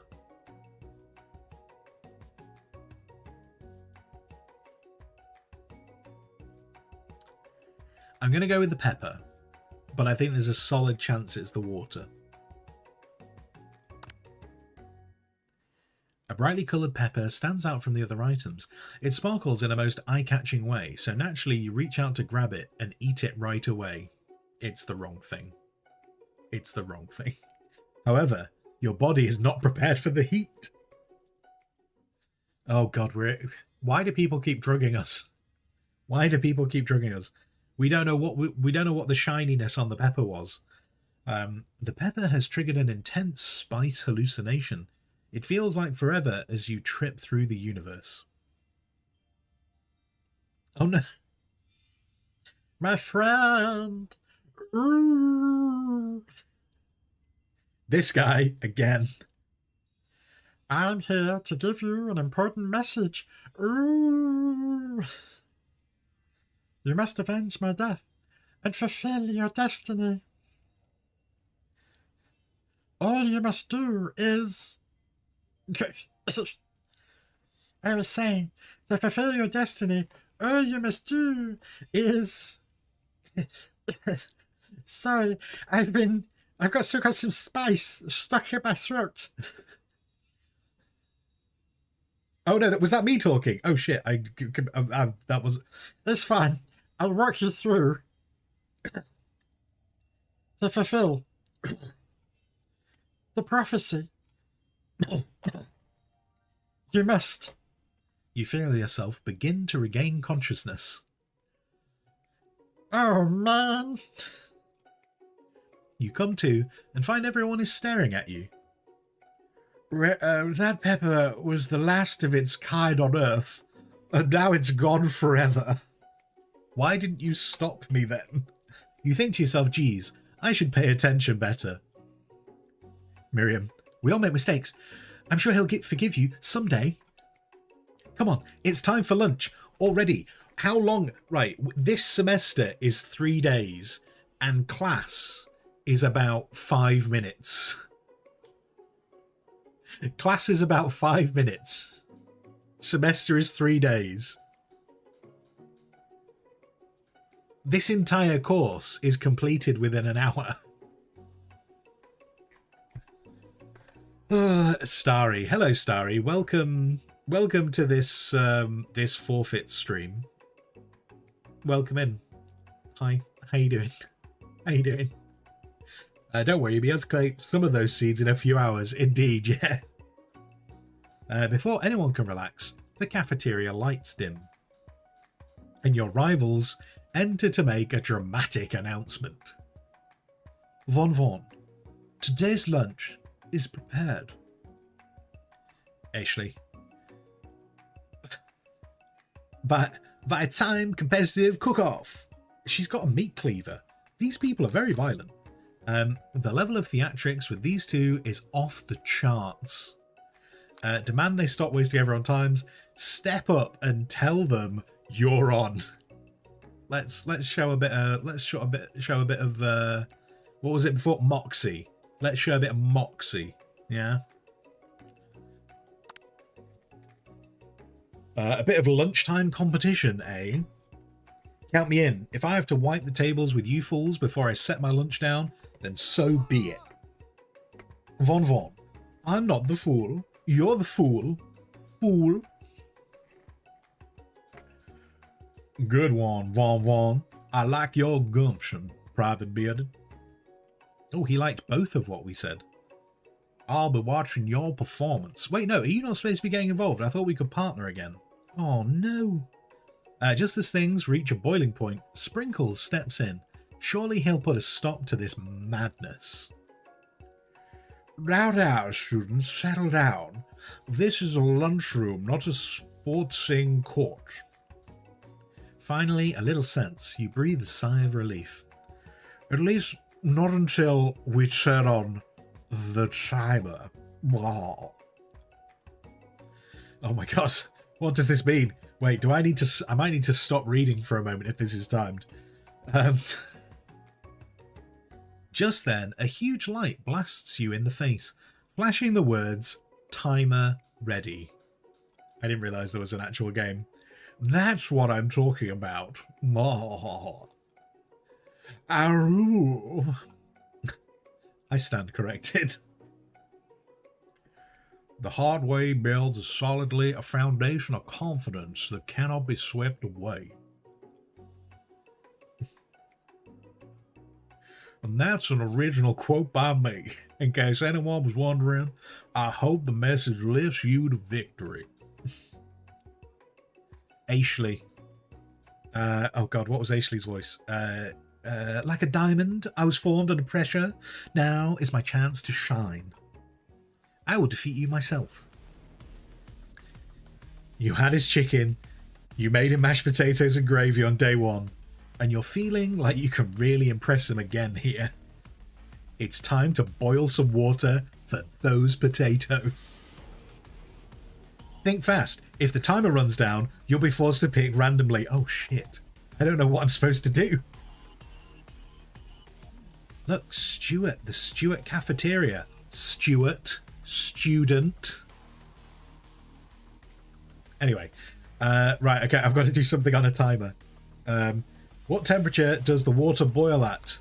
It always... there you go. Okay, that's right. But how would you have gotten into this school without knowing that? Yep. Wait, is that it? Is that it? Where winner gets rubbed by furry belly. Let that enticing offer motivate you. Wait, did I is there more questions? You're going to need to season this chicken before you cook it. You don't know Colonel Sanders' recipe exactly, but you have an idea. I really don't. It didn't tell me. All I know is that it's like ether and LSD and ayahuasca are those options, and salt, wait, LSD, ether, ayahuasca, salt, 10, and then love. Love is the 11th. We've got the secret recipe. How many herbs and spices did he say he used? 11. That's right. You might not know all the ingredients yet, but at least you're headed in the right direction. I know how many. Don't forget MSG. But thumbs. We agreed. We agreed that there was 7 salt. 11. Out of the 11, 7 of them were salt. Oh god. Tail wagging intensifies. That's my tail wagging. Now that you've got some basic steps going, it's time to elevate your craft. What state of mind offers the most trust? Shit. I was not prepared for an actual quiz based on the previous one. That's wrong. I'm begging you to get it together. Get it? I'm a dog. It's never wrong time for some dog jokes. Next question. Your classmates are rooting for you, but Ashley is simply stronger and faster than you. You better pick up the pace if you want to survive. Oh my god, right. When you were a child, your father told you never to forget where you came from. Every day, you meditate on his advice and draw energy from that place. Now would be a great time to harness that energy. So where does it come from? That's right. Yeah, okay. This is your shot. You're not going to miss it. You try to shut out the noise of the arena and focus on your cooking. What is the sound of success? Shit. Don't make me get the spray bottle. Have we gone through these things? Have these things happened in the game? Or is this literally just me guessing? I'm not actually sure. Next question. You notice Colonel Sanders out the corner. Oh my god, he's judging me. Oh man, don't judge me. I believe in you, Private Bearded. Yes, he loves me. He's actually cheering you on. Which would be awesome, except knowing he's watching you makes you totally forget what you were doing. This is very... It does. Now all you can think of is about Colonel Sanders on the horse. Yeah, Colonel Sanders on the horse. How many spoonfuls of gravy would it take to fill a traditional Victor... Wait, what were you thinking? Get your mind back in the... I was trying to read the question. Grrr. You are stranded on a desert island with only one dessert cookbook. Which do you take? What a hunk. Oh my god, what is going on? I know, right? You know what? You shouldn't be focused on the challenge. You're falling behind. Sorry, I forgot the question. Something about gravy. No, no. What does that have to do with crafting spectacular fried chicken and delicate baked biscuits? Woof woof. You're really struggling to keep up. And the next station over, Ashley has already begun plating elements of a dish. It's colourful and complex. To make up time, you toss your biscuit dough into a stand mixer. As you do, the crowd gasps. Yikes. Oh god, wait, no. Zooped. I know you love nothing more than seeing your fellow appliance utilised in a kitchen battle, but sometimes that means sacrificing the personal touch. What the hell is going on? Can we go back to the dream sequences, please? You might not have any hands, but Private Bearded does, and a good chef needs to be touching the dough to know where it's properly mixed. There's an easy way and a hard way. You don't get far by going the easy way. Oh shit, this was not my choice. The story made me do this. When you hear everyone talking, you realise how serious your error was. You immediately shove your hand into the mixer and rescue your dough before it's over-mixed. Private Bearded, no! But you're not fast enough. Your hand gets stuck. It's immediately crushed by the quick spinning beaters. There's no way you'll be able to use that hand for the rest of the match. Oh my god, Colonel, save me. My Colonel, save me. Colonel Sanders shakes his head in shame. What you often find is the easy way can turn out much, much more difficult. Why is oh no. Oh my god. Right. Everyone stop what you're doing right now. The battle is over. Was that just because I got too many questions wrong? I don't know if that's because I got too many questions wrong or if that was intentional. It can't be. I was so close to finishing my dish. Sweetheart, look at your hand. You simply can't go on. Ah, that's too bad. And here I am with a completed dish, ready to serve. Surely makes me the winner by default. No, it wouldn't be fair to compare the two, on account of Private Bearded's injury. You see Sprinkles begin to lick his doggy chops as he locks onto the dish. But I suppose you should at least tell us what you've prepared. Ashley, well, because I'm the sweetest, I skipped straight to the dessert. Under the white chocolate dome... Under the bright chocolate dome, you'll find a wide array of delights, taking you on a journey of flavour that tastes good and tells a story of excellence. Right. I was going to ask Private Bearded to do the honour, but since you're injured, I'm afraid pouring this creamer of delicate hot chocolate sauce might be too difficult. Colonel Sanders, wouldn't you mind lending me your strong, steady hand? Colonel Sanders pours the hot chocolate sauce on top of the dome, causing it to melt away, revealing the ingredients hidden within. How did she make that in 30 seconds? Inside you find delicate fried cheese, croquette atop a slice of honeycomb, ice cream 2 ways, tender nougat, and pearls of blueberry gelée. How dare they? Hello, Ambro. How you doing? Private Bearded. Well, look, it had to be. I mean, we're with Colonel Sanders, so of course we're Private Bearded. First the gravy and now the hot chocolate sauce. Indeed, yes. Colonel Sanders seems intrigued, but perhaps not impressed as he dips his finger in the chocolate sauce. Let's clarify, there's no way that you could sell that in KFC, so the Colonel is not going to care about that. You couldn't have that in a fast food restaurant. Simplicity is not your strong suit, is it, Ashley? Oh, you? Hee hee. As he places the sauce... Oh dear, itchy nose. As he places the sauce-covered finger into his lips, Ashley leans over and whispers something into his ear.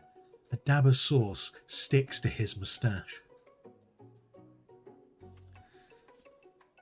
Right. Internalize the rage you feel. Put yourself between Colonel Sanders and Ashley. I think we need to internalize. I think we need to internalize because I don't think he will appreciate us going nuts.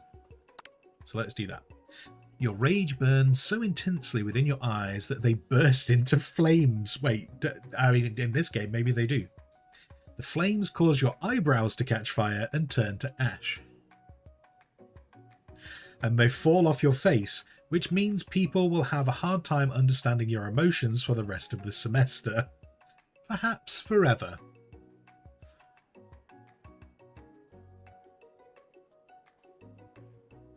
And it's alright, the rest of the semester is at best a day and a half. So, yeah. Embarrassed and ashamed by your poor performance, not to mention your crispy fried brow, you run for the quad to be alone. The beautiful weather feels like an insult. Inside of you, a storm rages. It's Colonel Sanders. He's probably here to tell you that he and Ashley are in love and have decided to get married. And he won't even ask you to cater his wedding because you're a terrible chef and an awful person.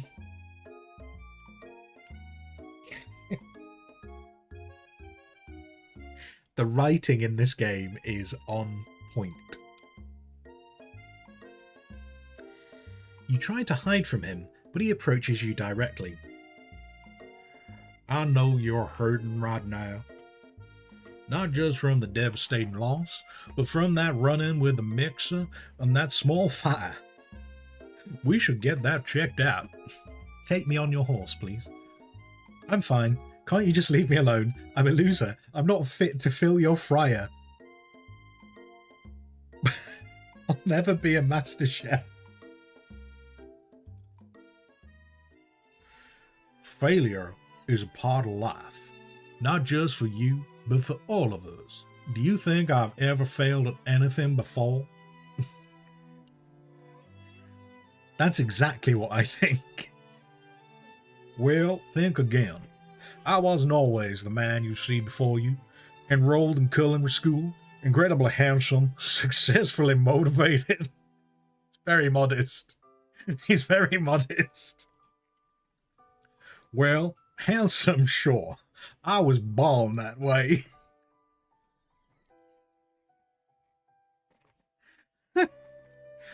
But I walked other paths and arrived at dead ends. I was passionate about life, but I failed to be an obstetrician. Obviously. I was passionate about justice, but I failed as a lawyer. I was passionate about livestock, but I failed as a mule handler. That one was especially humiliating.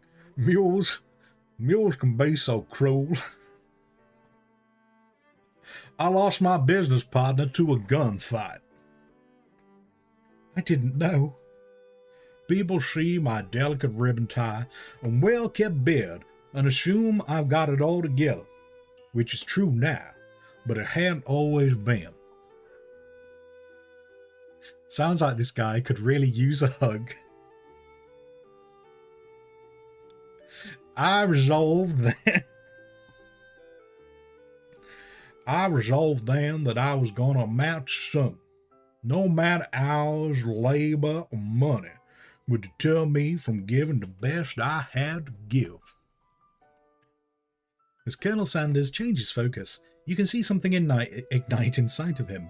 A burning passion. Hey, be careful with that, because last time we had burning, we burnt off our eyebrows. One has to remember that every failure can be a stepping stone to something better. My new dream is pure. It's honest. It's something that humble man in my crisp white suit can be proud of. The burning is getting to him. Look at that. The burning is getting to him. I will create a new chain of chicken restaurants that will bring joy to the entire world and make up for my past misdeeds. Yay! Yes!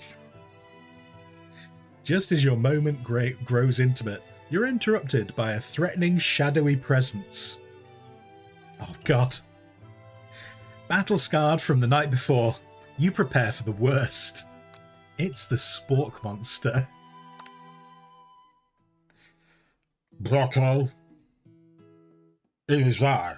I said I would be back, and after a whole fight to the death. I think maybe you don't really want to see me anymore, but I just wanted to say that I was wrong to attack you, and I apologize. I know it's like to always have to be looking over your shoulder. Most of the problems, am I right? Oh, thanks, Borko. I'm glad there are no hard feelings. Getting jumped by a giant creature in the dark of night can really rile a person up. I also want to apologize for the way I switched right into attack mode. I know it's strong, and cooking school could put a person under a lot of stress. I actually used to go to a school. I wasn't always a sport monster, you see. I don't believe it. You were a human once? Well, no. I was a golden retriever, but I was still a student. Until one day, mean kids with a magic spell book cast a dark enchantment on me, and I was forever transformed. A magic spell book? Precisely. I produced a copy for myself, but somewhere along the way, I lost it. If you find such a book, I beg you, respect it. You're a powerful chef, and you shouldn't rely on such dark evil magic. No, you shouldn't be protecting the innocent from who would cheat them through sorcery and guile. If you need me, don't fear. I'll be there. Oh, okay. It sounds like there are some bad cooks in the kitchen of life. Private Bearded, together, I am sure we can defeat them. Oh, the Colonel still is on our side. Come back to my hideaway and we can discuss. Oh my god, are we going to go fill your fryer? Oh my god. A personal invite. You can't imagine what Colonel Sanders' home must be like, but it sounds like you're about to find out. Oh my god, his cock's out. Stepping inside Sanders' home, surrounded by his things, you start to feel a special bond with him. It looks like you live such an exciting life, Colonel Sanders. Every day can be an adventure if you approach it with the right attitude. Long ago, I made the decision to never stop searching, never stop working, never stop imagining. Have you been working on any new recipes of your own lately? I'm always excited about to talk about food with another ambitious chef. Well, there is something. It's just a side dish. I've been tinkering with it, trying to find the right balance of flavours and textures. I'm not sure I've nailed it yet, but I'm close. Colonel Sanders' eyes perk up as he starts to wonder what dish you might be describing. It's meant to pair with something spicy or something crispy. Both, perhaps. He already knows about the mashed potato. Are we talking about chips? Are we just talking... Oh no, it's the biscuit. It's the biscuit, isn't it? It's the biscuit. Which, again, we don't get here. So, but it'll be the biscuit. Now you've got him right where you want him. Should you reveal your new creation to him, or keep it a secret just for you? No, we're 100% telling the Colonel. We're 100% telling the Colonel. You decide that you're as ready as you'll ever be to share your original cooking with Colonel Sanders. Before you can talk yourself out of it, you decide to dive headfirst in. You reach into your lunch bag for a special dish that you've been keeping on ice all day. I would love it if it was just chips, but it's going to be the biscuit, isn't it? Tell him so he can steal it for himself. Indeed, yeah. This is how KFC was born.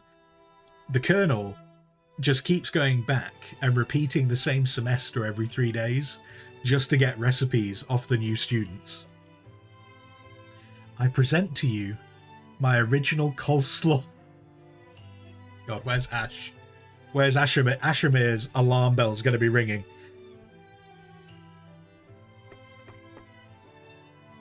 The shredded cabbage dish glistens in the light of Colonel Sanders' Lux hideaway.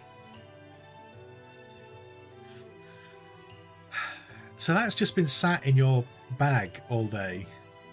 It's not been in a fridge. It's not freshly made. It's just been sat in your school bag, festering. Magnificent. Together you chow down on the cream. Together you chow down on the creamy slaw until just a spoonful remains in the bowl. Do you mind if I hold on to the last bite?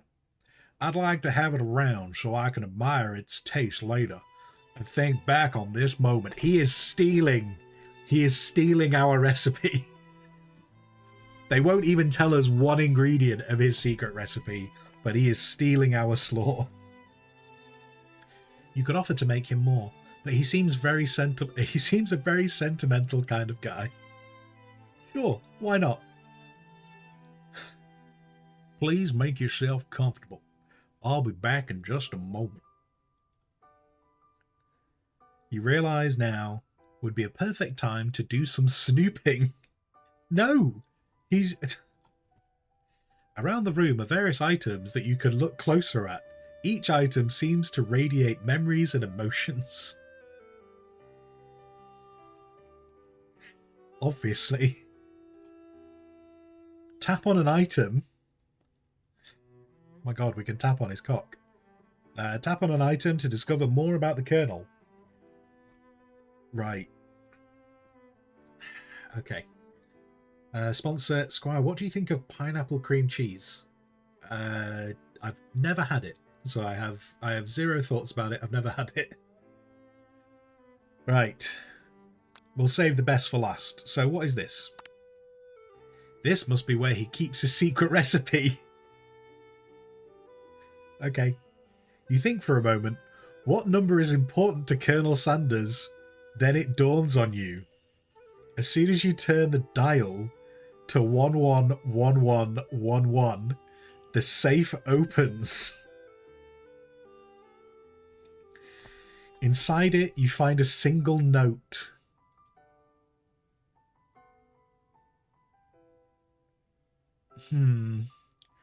Can chicken be prepared sashimi style? Apparently it can. But anyway, tap on an item to discover more about the Colonel. You take a closer look at the urn sitting on a nearby pedestal. There's a plaque on it. It's dusty, but when you wipe it off, you can read the inscription. Oh my god, if we drop this... What if that's where we're everyone thinks it's an urn filled with ashes. What if it's actually the secret spices? It says, here lies the ashes of all my past careers and business failures. Wow. Tap on an item to discover more about the Colonel. An adorable little baby boy crawls across the floor. From the goatee and moustache combo he sports, you figure that this must be Colonel Sanders himself. That, or maybe, it's this drumstick that he seems to be waving like a rattle. Okay, we're carrying... who frames a baby picture of just themselves? Probably the same type of person who would make their own face the logo of a company they founded. Am I right? Okay. Tap on an item to discover more about the Colonel. Or we could go through the door. Okay, we're ignoring the door because there might be a quiz. There might be a quiz later on. Photo appears to be Colonel Sanders, except he's an old man visiting the pyramids of Egypt. Maybe this is where he discovered one of his secret herbs and spices. Tap on an item. Yep. Okay. One of the framed photos shows an old man who looks a bit like Colonel Sanders, standing with a friend. They hold fried chicken drumsticks and appear to be cheersing them. Wait. No, that's...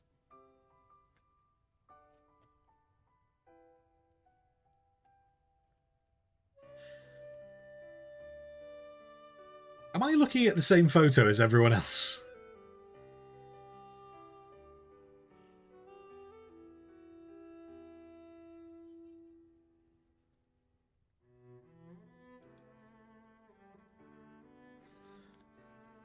Stealth chicken drumsticks, apparently. You look closely and see there's a short inscription. I wonder who my friend Pete is. Pete is actually who's in the urn, and he's used as the 11th spice. Right, okay, there's a candle. A scented candle with the ribbon. A scented candle. You pick it up and try to identify the smell. Power tool. Freshly starched collar. A piece of wood floating in a lake. Summer of 69. No, it's one of the secret recipe ingredients. It's... Tap on an item to discover more about the Colonel. The other guy was holding a bucket. Wait, was he? Can I go back? Oh, I can't go back. The other guy wasn't... Wait, the other guy was not holding a bucket. Lies. Filthy lies. I also can't click on it. Oh, God, are we going to keep the hair? A lock of silver hair is woven through the teeth of the comb. Upon further inspection, you realise that the hair therein isn't just silver in colour, it's actually made of spun silver. Tap on an item to discover more about the Colonel. Wait, no, best for last. You gaze out the window across the vast lake and the mountain range beyond. Just then... Oh no, the ghost is there. Are you thinking about heading out into the world on a quest to avenge my death? Wait, what? I never even learned your name. Why would I avenge you? I could just tell you my name right now. It's... Can't you see I'm in the middle of something? You open the window... Oh, wait. Oh, God. I clicked too soon then. Tap on an item to discover more about the Colonel. You notice a very realistic stuffed cock sitting on a corner table. When you pick it up, you realise it isn't just realistic, it's real. Taxidermy must have been important to Colonel Sanders when it was alive. A little note clipped to the chicken's foot reads, "The true state bird of the true state bird of the great state of Kentucky." Tap on an item to discover more about the Colonel. That's it, we gotta move. You open the door to Colonel Sanders' closet and find a row of his signature white suits hanging within. You take one off its hanger and try it on. The jacket is a bit big for you, but it's soft and comfortable. If he comes back now, this is going to look so weird. You give yourself a deep hug, breathing in his scent. They say that home is where the heart is. Is this what they meant? Before you can look any further, you hear Colonel Sanders returning. He has a new dish that he's been working on, and he wants you to taste it. You try to act casual, until he asks you why you're wearing his jacket. Aww. I don't usually loan those out, but I must say, it does look good on you. Despite the fact we've already confirmed that it's too large. Oh crap, the jacket. You forgot to take it off. You decide now is your moment to make the big move. You tell him you're cold. You fess up and tell the truth. I feel like making the mood, like taking the moment, the big move now is too soon. What if we tell him we're cold? Then we get near the fire. Make it a bit more romantic. Near the fire, maybe he'll be a bit closer. Let's go with your cold. This is very stalkery. Yes, it is. There have been many inappropriate things in this game. I'm so sorry. I didn't mean to intrude. I just got a little cold and thought this might warm me up. Colonel Sanders smiles and scoots close to the fireplace. It's warm by the fire. Why don't you come a little closer? Suddenly, everything feels like it's moving too fast. We were just about to make our big move. The other option was to make our big move, and now you're telling me this is moving too fast. Final exams tomorrow. We have learned nothing. We have learned nothing. You should be thinking about what you're going to cook. I should be home studying. Overwhelmed, you take off the jacket and run for the door. But the thought of leaving Colonel... It's not even the Colonel. Just the thought of leaving Colonel in the midst of such an emotional breakthrough gives you pause. You stop yourself. Colonel? Yes, Private Bearded.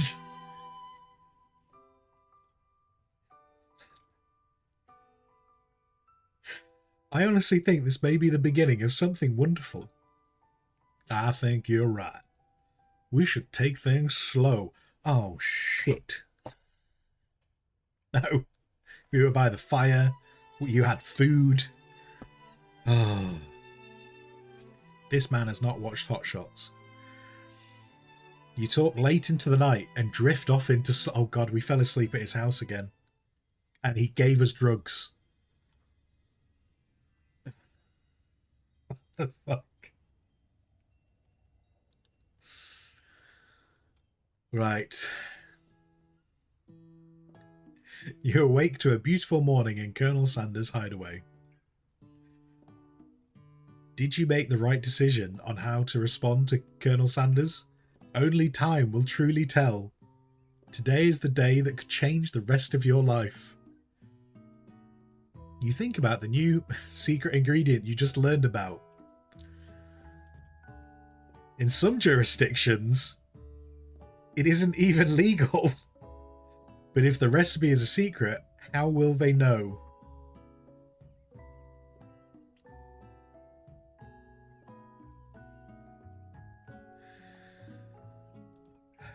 Your thoughts are interrupted when Colonel Sanders emerges into the room. He's holding a gorgeously plated breakfast, and your mouth waters at the sight of it. Here's a simple breakfast I just whipped up. It's meticulous. You taste Colonel Sanders' food, and it takes you on a journey. When you return, he's waiting to ask you an important question. So, would you say that we're a perfect match? How presumptuous. My cuisine and your taste buds, that is. Such confidence, such grace. How could he be the world's greatest gift to cookery? Wait, sorry, could he be the world? Could he be the world? I don't know why I changed that to wow. Take him down a peg, flatter him. No, let's flatter him. Let's get this cooking. You know, I think we might make a great team. A single tear begins to pool in the corner of his eye as he gazes out the window. And with the right business partner, I know I can't fail. Business partner? Could he be talking to you? It's all happening so quickly. Stop talking about happening quickly. You wanted this since day one. And when I say day one, I mean 2 days ago. Overcome with emotion and confused by your feelings, you're on the verge of tears, unable to speak. The only answer you can find is to run out the door and get home. There's still one more day of school after all. The University of Cooking School Academy for Learning waits for no one. You get home to find something very surprising. Your best friend is there waiting for you. Where have you been? Because you had one heck of a night. I had one heck of a night. I've been desperate to talk to you about it, but I couldn't find you. I got worried that something might have happened to you. She's done something with Pop. Did she play with his Pop? It's okay. I was just... But now that it turns out that you're fine, I can finally get you up to speed on the saga of Miriam. Sure, but... You will not believe what happened to me at school yesterday. I went on a date. I think I can believe that. Since I've been partnered up with Pop, he asked me to go out with him. But of course I told him, you better harness those wild horses, young man. I'm not that kind of girl. I think you are. I think you are. But he was just interested in spending some one-on-one time together and getting to know me. So I said, yeah, sure, I can get to know the little guy. Wait. That has two meanings. That you were definitely that kind of girl. Long story short, he took me to his favourite shush house. But things quickly spiralled out of control. What the hell is a shush house? Did she just say shush house? As if that's a thing people just say. What is it even referring to? This game knows me. This game knows me. And now I'm not really sure where we stand. You don't give Miriam the time to tell you the whole story. However, bottling up the details of your own night is just too much to bear. And I went on a date too, back to Colonel Sanders' house, where I spent the night with him. You what? I played with his stuffed cock as well. Nothing happened, but the emotional connection, wowzers. Miriam offers to support you no matter what you do. We treat Miriam like shit. We need to be better to Miriam. We really do. Together with your bestie, you feel like you can do anything. When you arrive at school, you encounter your rivals in the quad.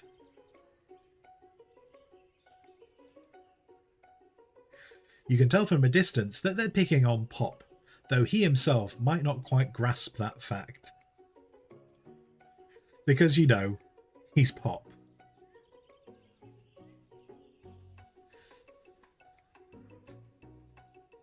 What a swirly, sounds delicious. Von. Oh, it's great. I'll order you up one right away. I have a swirly sprinkles, please. Sprinkles is a dog and a treat.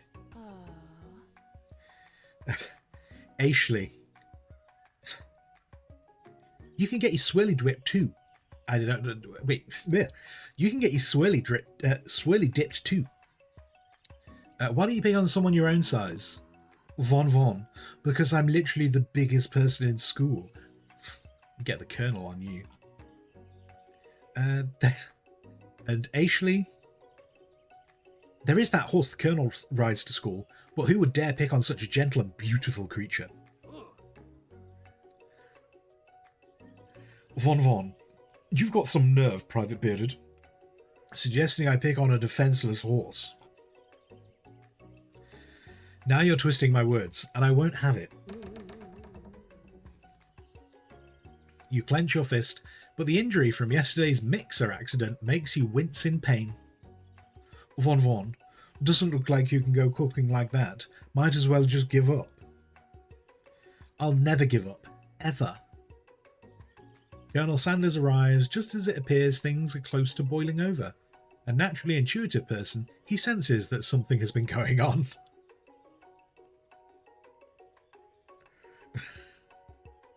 Is everyone excited for the final day of school? Private Bearded, how's that hand feeling? I'm sure you'll be fighting in form by this. I'm sure you'll be back in fighting form by this afternoon. Ashley, you're concerned about my hand. Aren't you concerned about my hands, Colonel? Yesterday I almost broke a nail winning so hard. Technically, I don't believe a winner was decided, but your presentation was quite impressive. What is he doing complimenting her? But what about the flavour of my delicate, warm, gooey chocolate? I wasn't sure where that was going. What about the flavour of my delicate, warm, gooey chocolate sauce? It was clear that you're passionate about how your food is received. Amber, you're going to save this one to your hard drive and put it in your save. Yeah. That's a lot of words to say. It was bland. Bloody hell.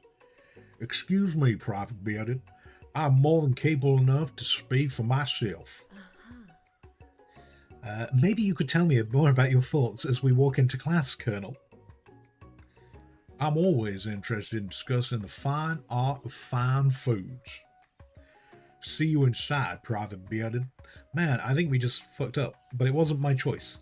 Annoyed by Colonel Sanders' inability to see that Ashley for who you know she really is, you walk across the quad to get some distance. In an attempt to distract yourself from how slighted you feel by that interaction with Ashley, you take out the spellbook you recovered yesterday and start flipping through the pages. Whoa, that's that book. It looks like bad news. It's just something I found lying around. It wouldn't appear to be. It would appear to be some sort of grimoire, but I really don't believe in that magic stuff. A grimoire, like a book of spells? I don't know. Who would spend so much time decorating a magic book if it weren't really powerful? I can think of one surefire way to find out. You open to a page covered in arcane warnings. Cast only in case of extreme emergency, it says around the edges of the page. I could use this spell here that says it will erase anyone I choose from all memories. If I scrub out Colonel Sanders, it would probably help me focus better on the upcoming final exam. We're going to Thanos. Are we going to Thanos Colonel Sanders out of existence? That is way drastic. Couldn't you do something else, like anything else, not rooted in dark magic? Maybe tie a string around your finger? Okay, fine. It is drastic, but desperate times call for desperate measures. You've got a memory erasing spell sitting right in front of you. A pretty good excuse to try it out.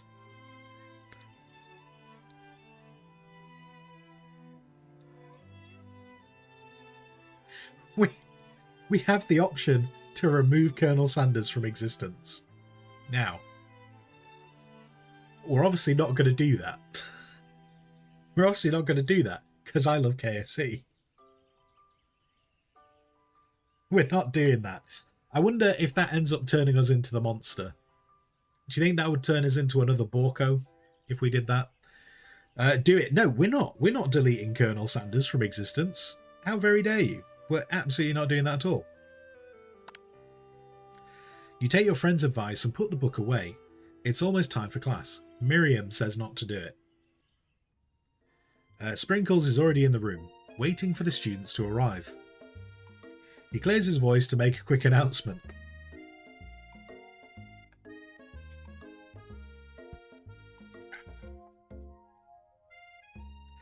I want you to know, I feel something of a dog moment coming on, but I assure you it's nothing to be afraid of. Are you going to shit on the carpet? His cute little nose scrunches up and he begins to breathe quickly. He must be hungry. Reach for some old homework to give him as a snack. Dogs can be rather unpredictable, especially Sprinkles. Wait to see what happens. He's going to wash himself in public.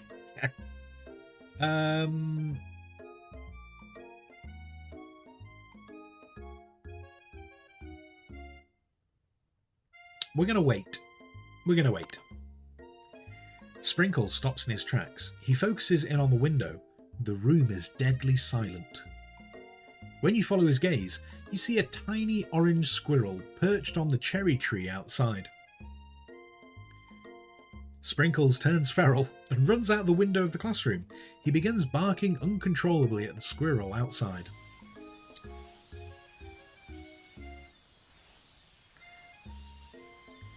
But Terence, I told you never to come back here, Terence. I will destroy you, Terence. Wow. Sprinkles is barking ferociously, drool flying off of his face. The squirrel looks over, but he doesn't say anything back. You wonder, is that even a talking squirrel? But who named him Terence? You better not show your chubby cheeks around here ever again. After Sprinkles is satisfied that his presence has been felt by not only Terence, but any other squirrel in hearing distance, he returns to his professional tone. I apologize for the outburst. Wow. This actually brings up an important point. Thank you, Private Bearded, for reminding me to dole out this indispensable bit of wisdom. You see... Wait, how did I remind you to do that? But before he can go any further, Miriam's love drama spills over into the classroom. Sprinkles is interrupted by sad whimpering coming from the back of the room. Is this Pop?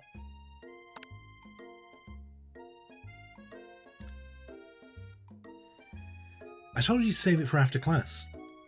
Then I missed you. We went on one date, Pop.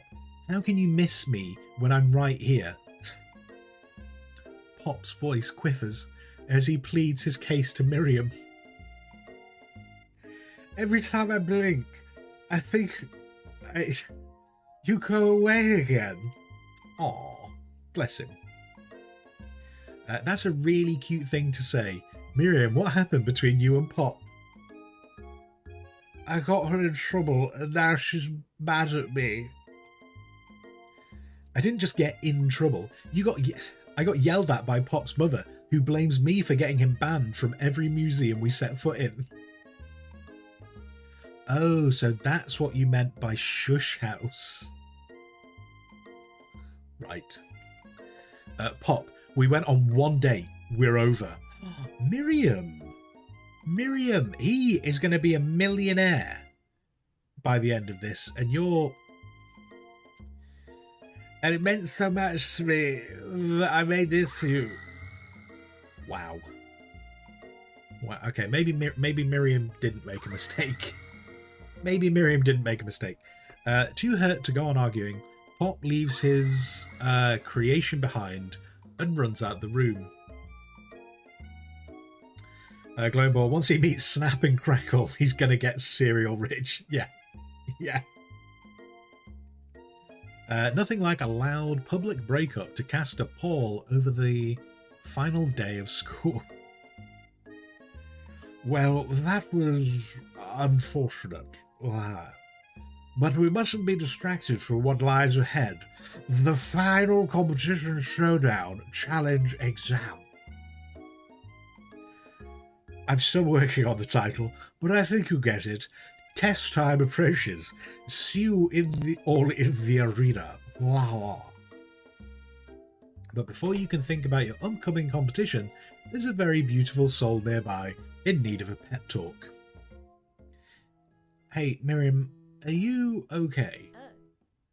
Okay, I'm so mad I could smash a tiny mug, spilling several droplets of hot cocoa all over the floor. How could he embarrass me like that in class, in front of everyone? Her tiny cocoa is a delicious treasure. That just sounds weird. So you know that by this breakup is no joke, even if the source of her frustration is such a silly boy. I know that you know this, but I'm going to say it out loud. You don't need anyone.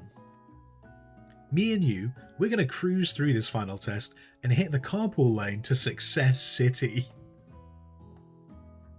Miriam brightens up, imagining the wind rushing through her short bangs, but she hesitates to embrace the feeling all the way. You're not going to saddle up on Colonel Sanders' stallion and ride off into the sunset without me? Of course not. Well, maybe, sorta, but I'm not sure there's a pony out there with your name. Wait, I'm sure there's a pony out there with your name on it, and a ranch big enough for both of us and whoever else we want to bring along.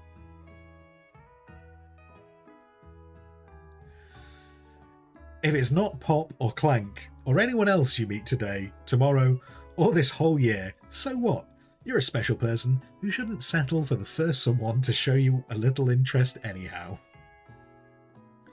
Miriam gives you a big hug and wipes the tears from her cheeks. I should really review my menu for today. I'm going to make a very special soup. And I bet that Professor Dog is going to love it up. Yeah.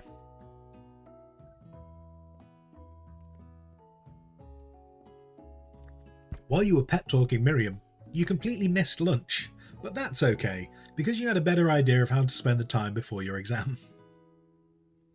You've decided to head to the arena early to practice a dish. This is it, the location of your final challenge. A test of will, a test of courage, a test of talent. And a chance to beat the pants off Von Von, the supposed Mon Mon, and his eviler counterpart, Ashley.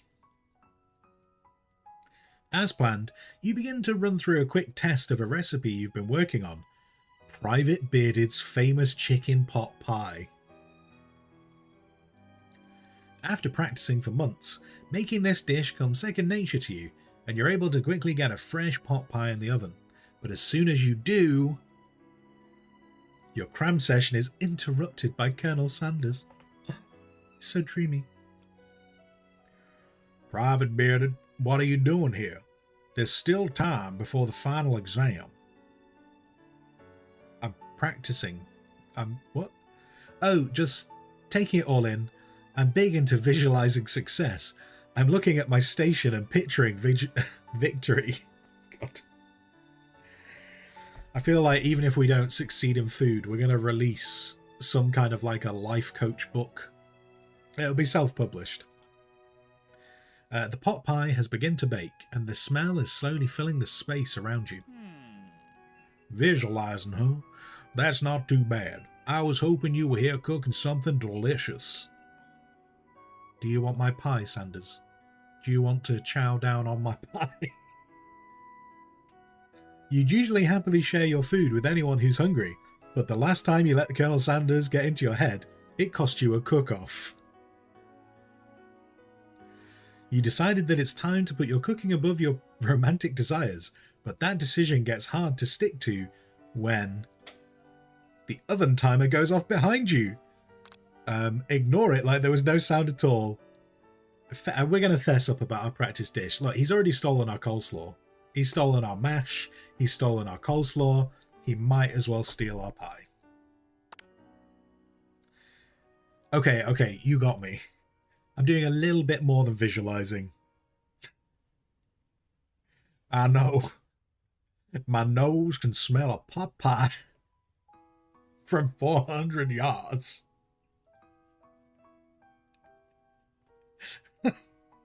That's an oddly specific distance, but you'd expect nothing less from such an oddly specific man. You knew it was a pot pie just from the smell. Not just a pot pie, but a chicken pot pie. With an all-butter crust. And my nose is telling me something else. Oh no, is it burning? No. I can smell that it was made with a heaping helping of TLC. He's such a smooth talker.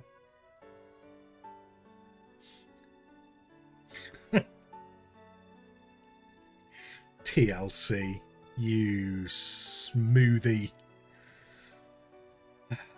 But it'll probably stop burning any second if you don't pull it out. Talking about pull it out now, are we? Well, okay. Anyway, the moment of truth.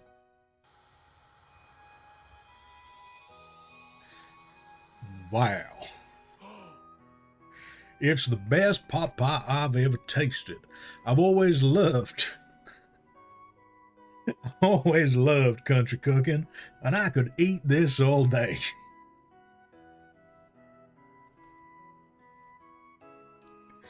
There's no time left. The final showdown is about to begin. You thought he was talking about... Sorry, yeah, no, TLC. Sorry. Amber confirmed it. Yeah, TLC is tender loving care. Not a variation of some drug. Okay, final showdown. Sprinkles lays down the ground rules. There are no rules. That is, except to cook with everything you've got. You step up for the cook-off of a lifetime.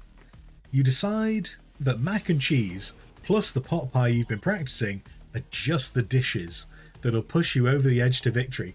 Does KFC in America sell chicken pot pie? I don't know why my nose is so itchy. It's so itchy. Oh.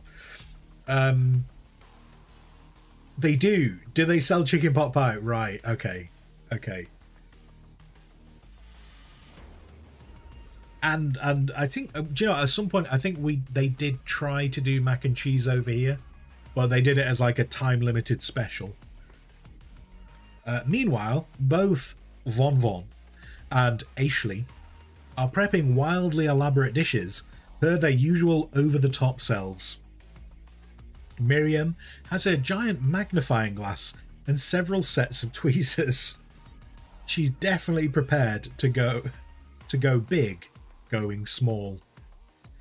Colonel Sanders seems to be harnessing his 11 herbs and spices, but he's trying to find a way to improve on something perfect, his original recipe: fried chicken. The intensity in the room starts at a full 10 out of 10 with a frenzy of action. Everyone is calling out really cool special cooking moves as they prepare their food. Wow, this is getting serious. Colonel Sanders batters his chicken as he levitates through the air. Wait, sorry, as it levitates. I thought you were saying as he levitates through the air. As the chicken levitates through the air. Okay. Egg wash. Miriam furiously injects ingredients into that itty-bitty pot of broth. Best friend Basta Blaster! Von Von flexes his pectorals as he chops open a sea urchin. Von Von, let's rock and roid. Ashley scoops her pastries. I beg your pardon. Ashley scoops her pastries off the tray with lightning speed.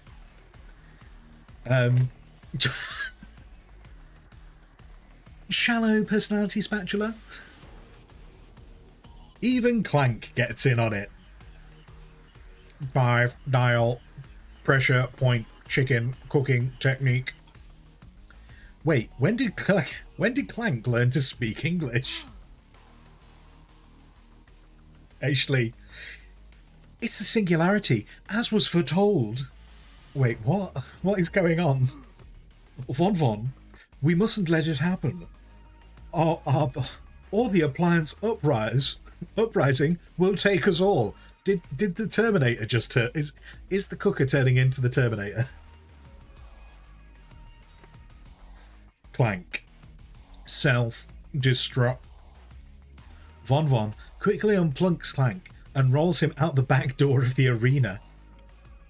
As you frantically prepare your dish, you notice that Ashley has her spellbook out. Is she going to use some dark magic to turn the tide? You've got a book of your own, and you're desperate not to see her win another battle. Should you take this opportunity to fight magic with magic, even if it's almost certainly evil magic? We're not casting a spell. We are going to turn into Borko 2 if we cast a spell. Guarantee it. You've got a book of your own, and you're desperate. Oh, wait, sorry, yeah, we've already done that bit. Right, we're doing this the hard way, because that's what the Colonel would want. The Colonel wants it hard. Way. Who needs magic when you've got passion? I'm going to do it the hard way. Colonel Sanders sees that you've chosen to win on your own terms, and he gives you a subtle wink from across the room. I told you the Colonel likes it hard. I believe in you, Private Bearded. Miriam notices too. I've always believed in you, Private Bearded, since we were little kids, because I'm your best friend forever. You turn to notice that Miriam is at your station cheering for you. Miriam, what about your dish? If you're here cheering, who's cooking? Tiny food, short cooking time. I'm actually already done, so I thought I'd help you. Oh, that's sweet, but... Miriam tosses a handful of spices directly into your boiling noodles. It's the secret ingredient. However, she doesn't know that you lied and the ingredient was made up. And where in the world did she get Eye of Newt from? The boiling pot explodes, sending Miriam flying backwards. The watery noodles begin to swirl in the air, bubbling up into a dark cloud that thickens and congeals before your very eyes.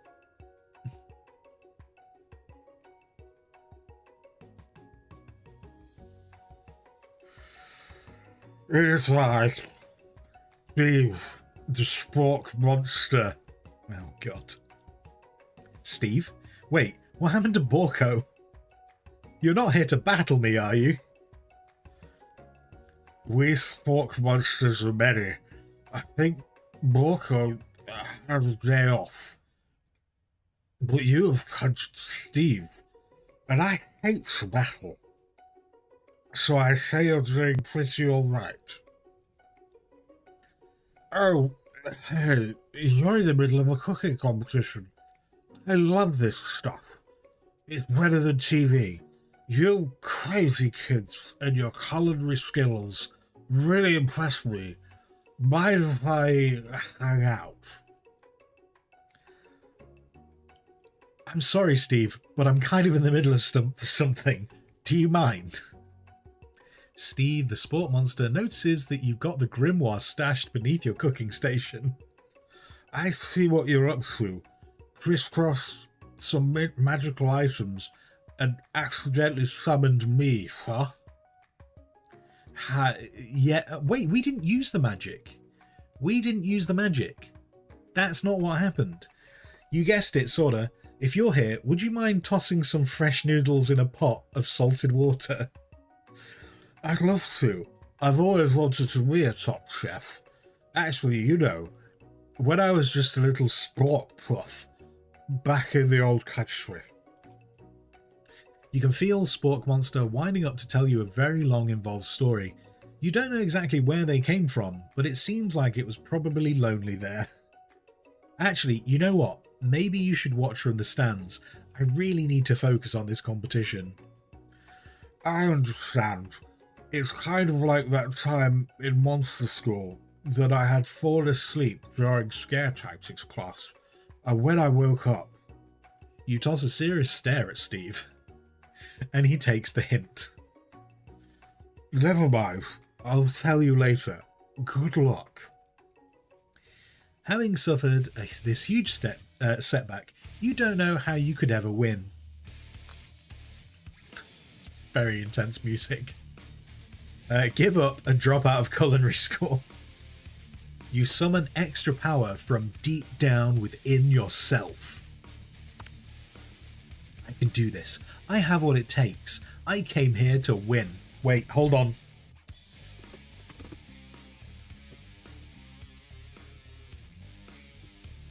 This is obviously very serious. So, and we all know when things get very serious in anime, we've got to turn the cap backwards. Because I came here to be the very best, people. I came here to be the very best. Your hair turns mac and cheese orange as your culinary... I don't have anything orange. As your culinary energy flows through your body. My heart is pure. My hands are steady. My taste buds have been preparing their entire lives for... Yes, Private Bearded, you are the chosen one. You will avenge me. The power you've been summoning immediately fades back out. You interrupted my inspiring monologue. Sorry. Private Bearded, my heart is pure, my hands are steady. My taste buds have been preparing their entire lives for this moment. I will show you the world. I will show the world my cookery. You begin to levitate off the ground. Energy. Wait, hang on. I'm levitating off the ground. We can do that with. Wait, where is it? Where is it? Wait. Ooh, no, not that one. Not that one. Wait. We're levitating off the ground. We're levitating off the ground. Levitate off the ground. There we go. You begin to levitate off the ground. Energy courses around your body. You know what this power... You know that with this power, you can do anything. Except turn back time, which could be super useful because while you were powering up, your chicken pot pie overcooked in the oven and can't be served. Oh no. Power levels draining. Right. But don't worry, dear Private Bearded. Don't worry, dear Private Bearded. You may have suffered some setbacks, but all is not lost. Impressed with your fortitude, Colonel Sanders decides that you have earned his support. Colonel Sanders, save us. I've been watching you today, and I must say I'm truly impressed. You've been thinking on your feet and rolling with the punches. He steps up to your station and stands right beside you. I'm here to help. All you've managed to make is mac and cheese, and time is almost up, so you're going to need it. But Colonel Sanders, what about the test? What will happen to you? What about the rules? They've already stated there are no rules, so there's nothing to follow. Following the rules has never been my thing. I follow my heart. Sparkles has already confirmed that there are no rules in this test. What are we wittering about? What a guy. Colonel Sanders unfolds a delicate white towel to reveal the most delicious fried chicken tenders you've ever laid your eyes on. And besides, sometimes unexpected combinations can have surprising effects that surpass their individual efforts. Are you suggesting if we combine forces, we can form the perfect food union? Time's up, students. Wow. Oh wait, we don't need the hat anymore. We don't need the hat. We're already the very best. We're the very best now. We're the very best. And you know what? Because we're the very best, we don't need cheap viewers. Thank you, Thumbs. With time expired, it's the moment everyone has been waiting for. You must now prepare to present your dishes. A handful of students stand tall, but the class seems incomplete.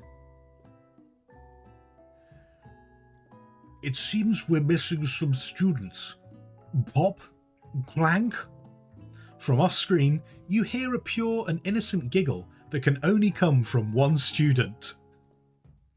I'm flying. It sounds like it's coming from the broom closet over there. Miriam, would you mind? Wow. Inside the closet, you see Pop hanging on a broom hook by the elastic of his underpants. Pop, get down from there right now. Whoa. Let me guess. Did Von Von have something to do with this? Von Von, when someone asks for a wedgie, who am I to refuse? I thought a wedgie was a salad. It looks like. Oh my god, I can't keep switching between voices. It looks like Bob eliminated from the challenge, seeing how he didn't cook anything. I can't feel my legs. May I be excused? Sure. You kids and your pranks, I must say, it's not the worst prank at UCS AL history, but it's not exactly yearbook material. Wait a second. Pranks. Clank. Where did the pressure cooker roll off to? You wait to hear a signature whir, beep, or other onomatopoeia, but there's none. Somehow he must have got it unplugged, I guess. We'll have to figure that out later. That leaves only 4 remaining students. Please collect your final projects. Yes, it's been a long semester. Wow, a whole three whole days long. But after a day's hard work, the time has come for me to eat. Miriam, please step forward. I like how they're doing these in order. So we're going to have the starter, then ours will be the main course, and then Ashley's should be the dessert. I think that's what we're going to go with. Now describe your dish. I've made tender udon noodles in savory soup. Of course you have. My word, it's so delicate that a teeny-weeny Narutomaki I spy afloat in this itsy-bitsy bowl. Yes, Chef. Please call me Sprinkles. Chef is my father's name. Wow. Yes, Sprinkles. I got some green tea made from baby tea leaves that I picked myself. Sprinkles carefully sniffs around the dish before opening his mouth and letting just the tip of his pink dog tongue dip into the bowl. Sublime. Would anyone else like a taste? Oh, come on. It's not one of those dogs who doesn't floss. I even have a really cute electric toothbrush for dogs. Fine, I'll enjoy it all by myself. And in a flash, the entire meal has been devoured. Not that it took much, as it was less than a thimble's worth of soup. Glowbot, baby green tea is white tea. Random fun fact. A+. Rarely do I taste a dish which has such love poured into it as yours. Wow. Miriam is overjoyed. She gives you a huge hug. Thank you, Private Bearded, for helping me to believe in myself. It's okay. Von, you're up. Now describe your dish. Von, I made uni over smooth egg custard with an axe-hewn sea urchin shell topped with caviar. Sprinkles. Did you skewer one type of sea urchin with spines from a second different coloured... Wait, what? What? Did you skewer one type of sea urchin with spines from a second different coloured type of sea urchin? I have followed now. Yes. Von. Yes, Sprinkles. A bit much, don't you think? Von. That's exactly why I did it. A bit much is my kind of my brand. Doesn't it look cool? Sprinkles leans in to sniff the uni. But he can't get his nose close on account of the spikes. He begins to pour at it erratically, causing the custard to slosh around. Woof. Von, please be gentle with my cuisine. Sprinkles, grrr. Finally, Sprinkles goes all in. Tongue first, but he can't get past all the needles. He reels back as his tongue is poked and prodded. Ouch, my tongue. The professor appears to be having an allergic reaction to the sting. Oh shit. I can't eat this. It keeps poking my tongue. Disqualified. Ha ha ha, Von. Private Bearded. A stunning turn of events. Who would have thought that serving food in a bowl made of needles could make it difficult to eat? Dejected, Von does not go gently into the night. Von. Disqualified? For glamour? Don't discount simplicity. Von. This isn't the last you've heard of me. Before forcing us to endure his swollen tongue for another moment, Sprinkles graciously laps up a bowl of milk. I know.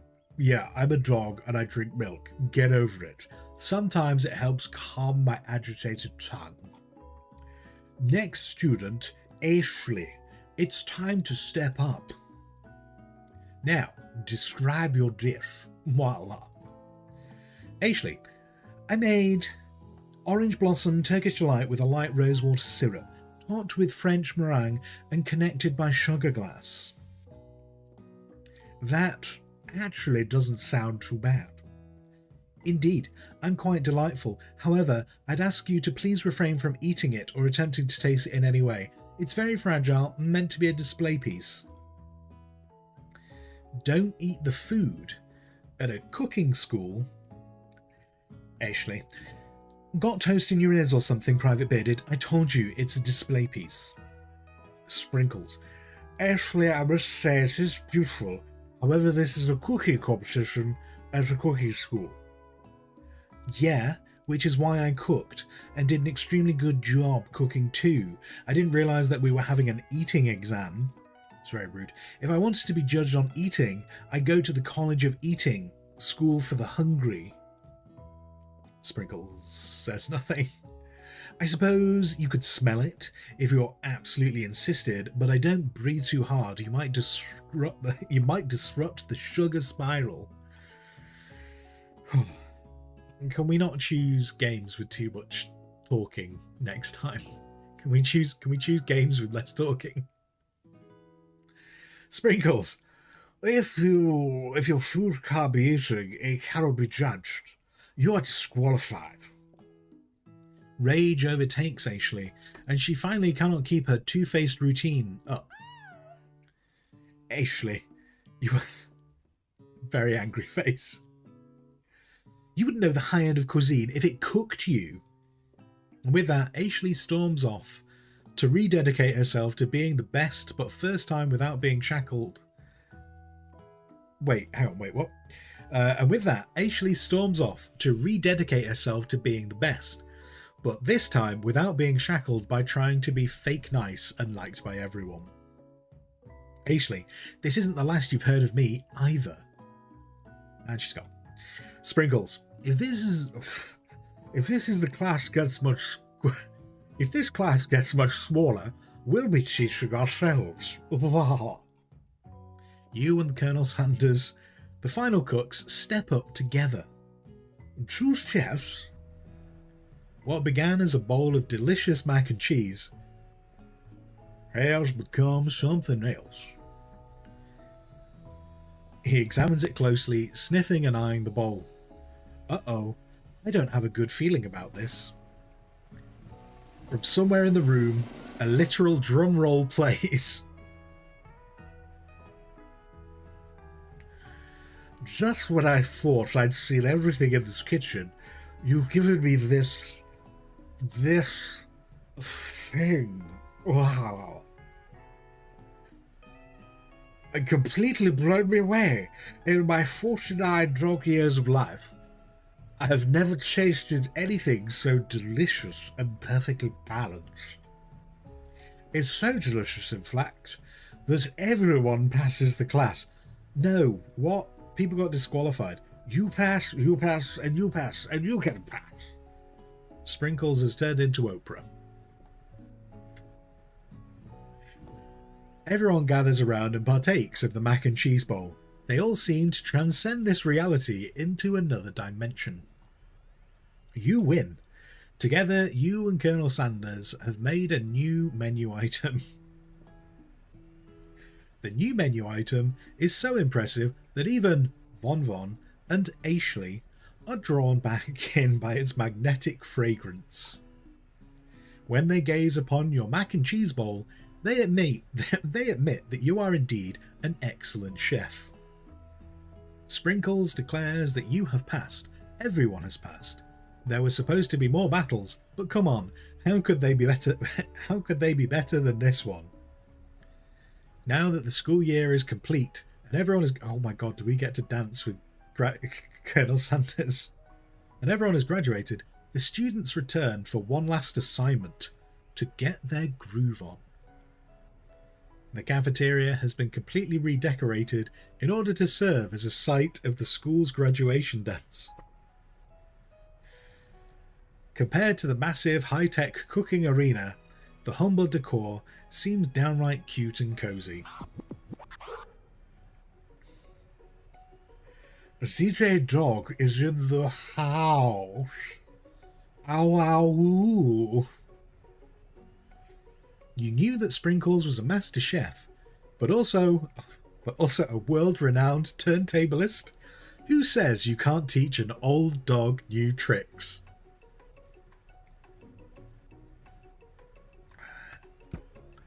Von and Ashley tell everyone that they committed themselves to righting the wrongs they did while they were villains. For a moment, you actually believe them. Not another haunting. No ghosts allowed at graduation. It's clearly written in the school's bylaws. Blah. I was never actually a ghost. It was all a trick to get you to finally notice me. Oh, amusing. Wow. And now that everyone is together...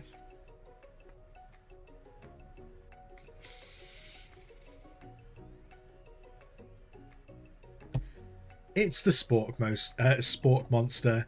Has he totally mellowed out?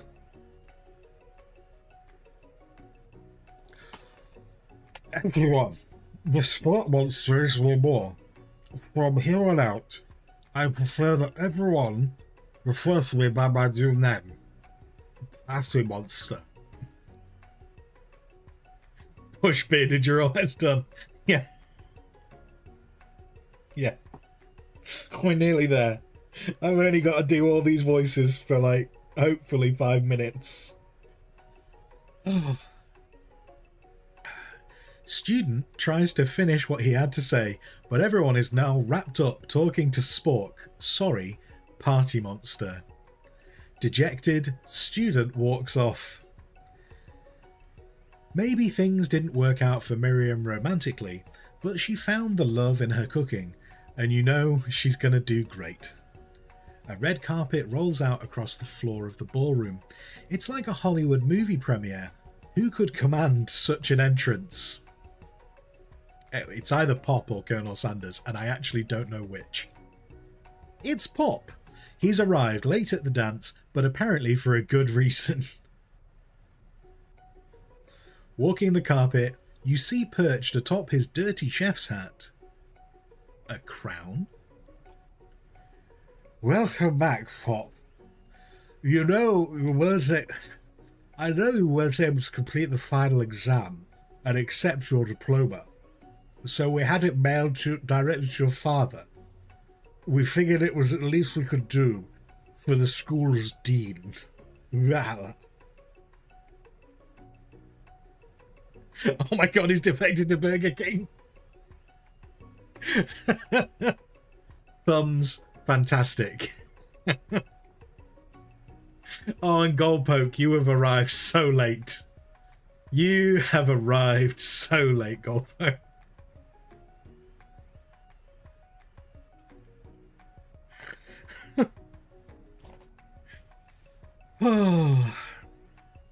Oh, now I get it. And we got a new wing on the school, not to mention the honour of educating the son of the Chancellor of such and such. Miriam, Miriam, will you be my Lady King? What an incredible turn of events. An offer to join the royal family. It's like a dream come true. You'll get to be a princess, or maybe a queen. I'm not sure if even he knows. But either way, crowns and gowns, baby. I'm sorry, Pop, but I'm not interested. Not now, at least. I've got so much to do with my life, now that I've discovered food. A twist on a twist. So many more 3-day universities to attend.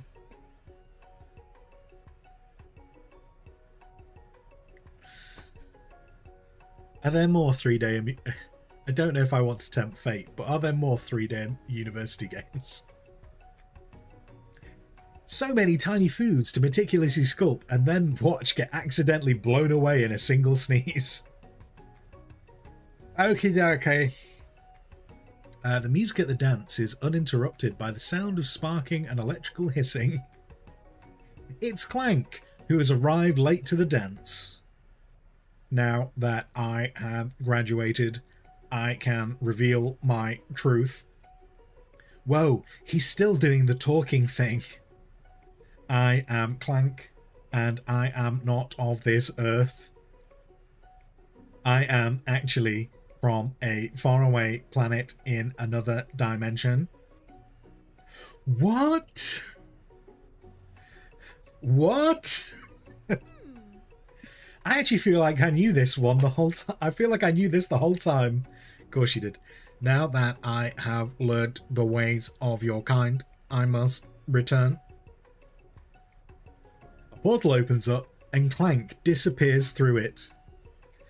My god, everyone had a backstory in this. They actually put the time in to give everyone a backstory.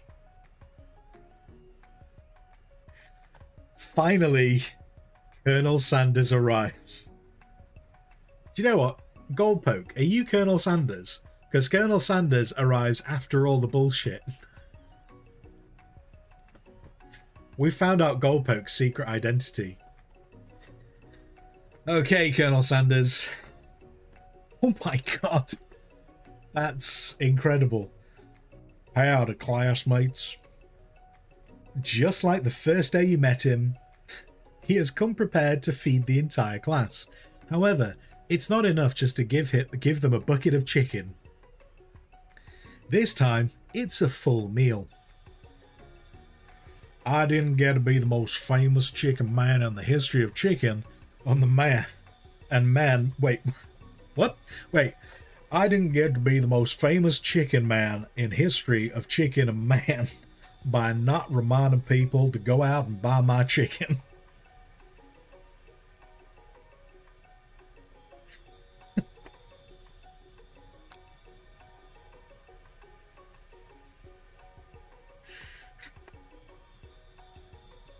Is that the end?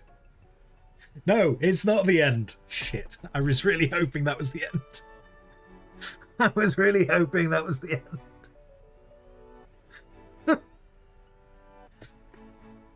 And yes, Max, his meal, 80% of which we have confirmed through this game has been stolen from us. The mashed potato, the coleslaw, to be fair, the macaroni wasn't there, but yeah. As everyone feasts on their delicious chicken dinner, Colonel Sanders finds you sitting at the edge of the dance floor. If we don't get to dance with Colonel Sanders after all of this, I will riot. Private Bearded, what are you doing here sitting all alone? Oh, you know, just waiting for the right person to ask me to dance. Clank comes back on screen. I wonder, might you tell me, what are the qualities that you would expect to find in such a lucky person?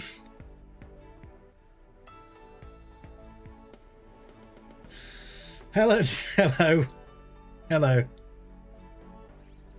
Max, there's another 10 hours of backstories. There better not be. Off the top of my head, I don't know. A spicy musk, a tidy goatee, a degree from a University of Cooking School, Academy for Learning, just to name a few. It truly is my lucky day.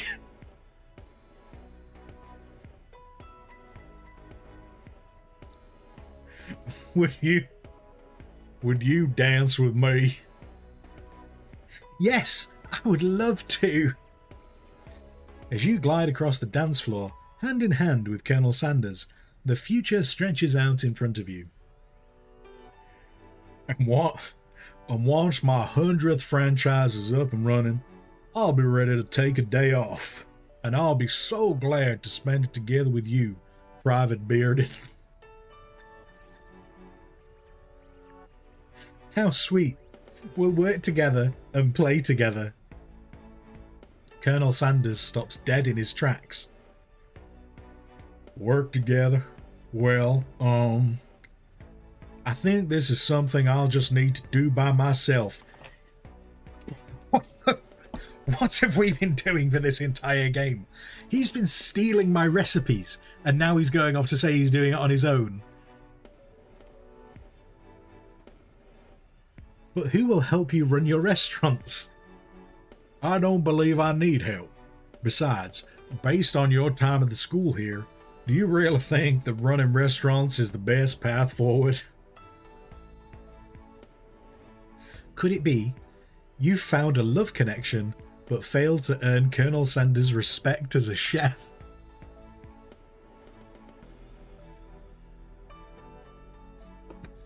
Can you live with only half of him? Will you be able to enjoy sharing him with his other love, the life of an entrepreneur? I suppose I could enroll at a pastry school? Oh, my dear Private Bearded. I'm sure you'll find your place eventually. And along the way, you'll have me by your side. The end.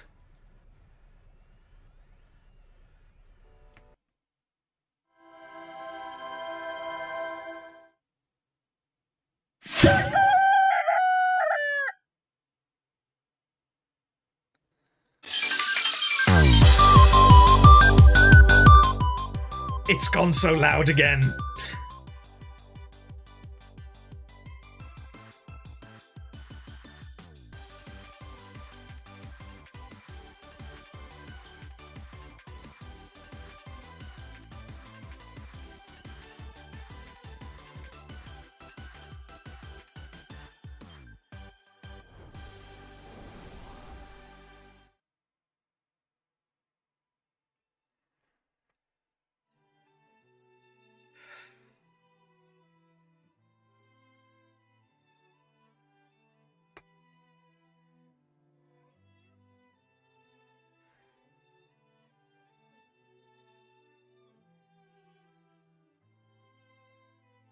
Wait, what? Was that game logo really a chicken being force-fed drugs? Uh, uh, wait, is it in the credit? Can I find it in the credits? No, it doesn't show up in the credits. Wait, is it on their Steam page? So I love the developer of this game is called PsyOp. They are literally called PsyOp. And obviously the publisher is KFC, because for anyone who was unaware, KFC funded this game. This is an official KFC game.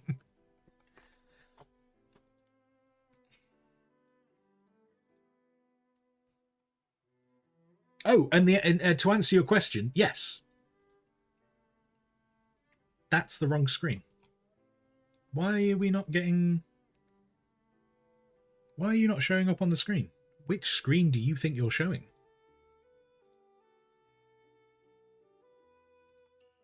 There we go. Yes, it is. And the developer is called PsyOp.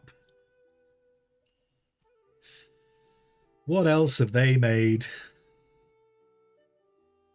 They've made other games. They've made other games.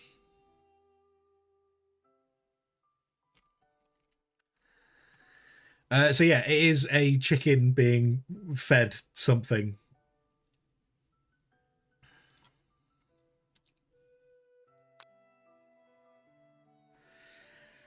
I think it's safe to say, guys, I have achieved this forfeit stream. This forfeit stream has been achieved. I think it's safe to say that the 6 people who voted for this got what they wanted.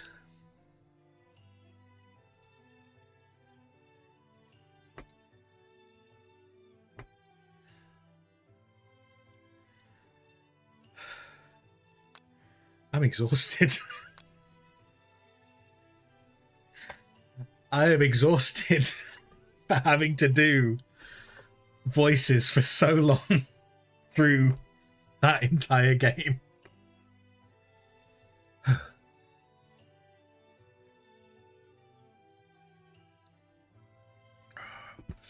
I was really unsure how long that game was going to be. When it said like it was a 3-day semester, I was like, ooh, I wonder if each day will be an hour.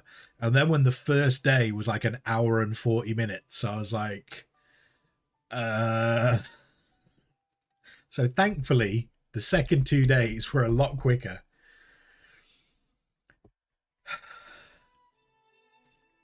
Right. So there you go, guys. There is the forfeit. There is the forfeit stream. On the basis we have played through that game, I'm going to remove that from the forfeit list. So I might need to think of a new third game to put into the forfeit list. In the forfeit list, I mean, you can actually put games into the forfeit list, though if I remember correctly, I've made it very expensive to do so. Because some people said they had too many points. Oh, it's actually turned off right now. Probably because I already had games. I already had games there, didn't I? So, yeah, I'll turn that back on because we're going to take this out. But yeah, this was purely because it's really expensive. It's really expensive because people wanted a way to spend a lot of points. So if anyone has a suggestion to add to the forfeit list, that is now an option. Otherwise, I'll try and figure something else out. I don't really know what can replace that. I don't know what can replace that at all. But yeah, anyway, right. What are we doing? I'm finishing. I'm wrapping up stream. It's just coming up to 1 o'clock here, which means it's perfect time for me to go and just go have lunch and then get on with the rest of my day. So that's worked out really well. Obviously, these forfeit streams are triggered by hitting our Kofi goals and then hitting a community goal. So thank you for everyone who did that. Thank you very kindly for hitting those goals. That's obviously the not gonna lie, that's the main reason I do these things, as part of hitting these goals. But also it's a bit of fun. So yeah. Just go away and cry somewhere. If anyone missed the rest of that stream, the VOD is obviously available on Twitch, or it is available on YouTube. If you were to watch it if you had a burning desire to watch it anywhere, please watch it on YouTube, because then that counts towards my watch time on YouTube. Or don't, because that was a thing. No one needs to watch that. No one needs to watch that again. Perfect timing. You can go and watch the other bearded man who plays Satisfactory. Enjoy that. Enjoy that. Yeah, so back on Monday art stream and potentially some gaming. Oh, actually, no. Sorry, there'll be an art stream on Monday, but there won't be any gaming in the afternoon. So yeah, I'll leave you with that. If you've been watching, thank you very much. If you have been talking in chat, thank you even more. Whatever you choose to do with the rest of your day, have a fantastic time. And until I next see you, until then,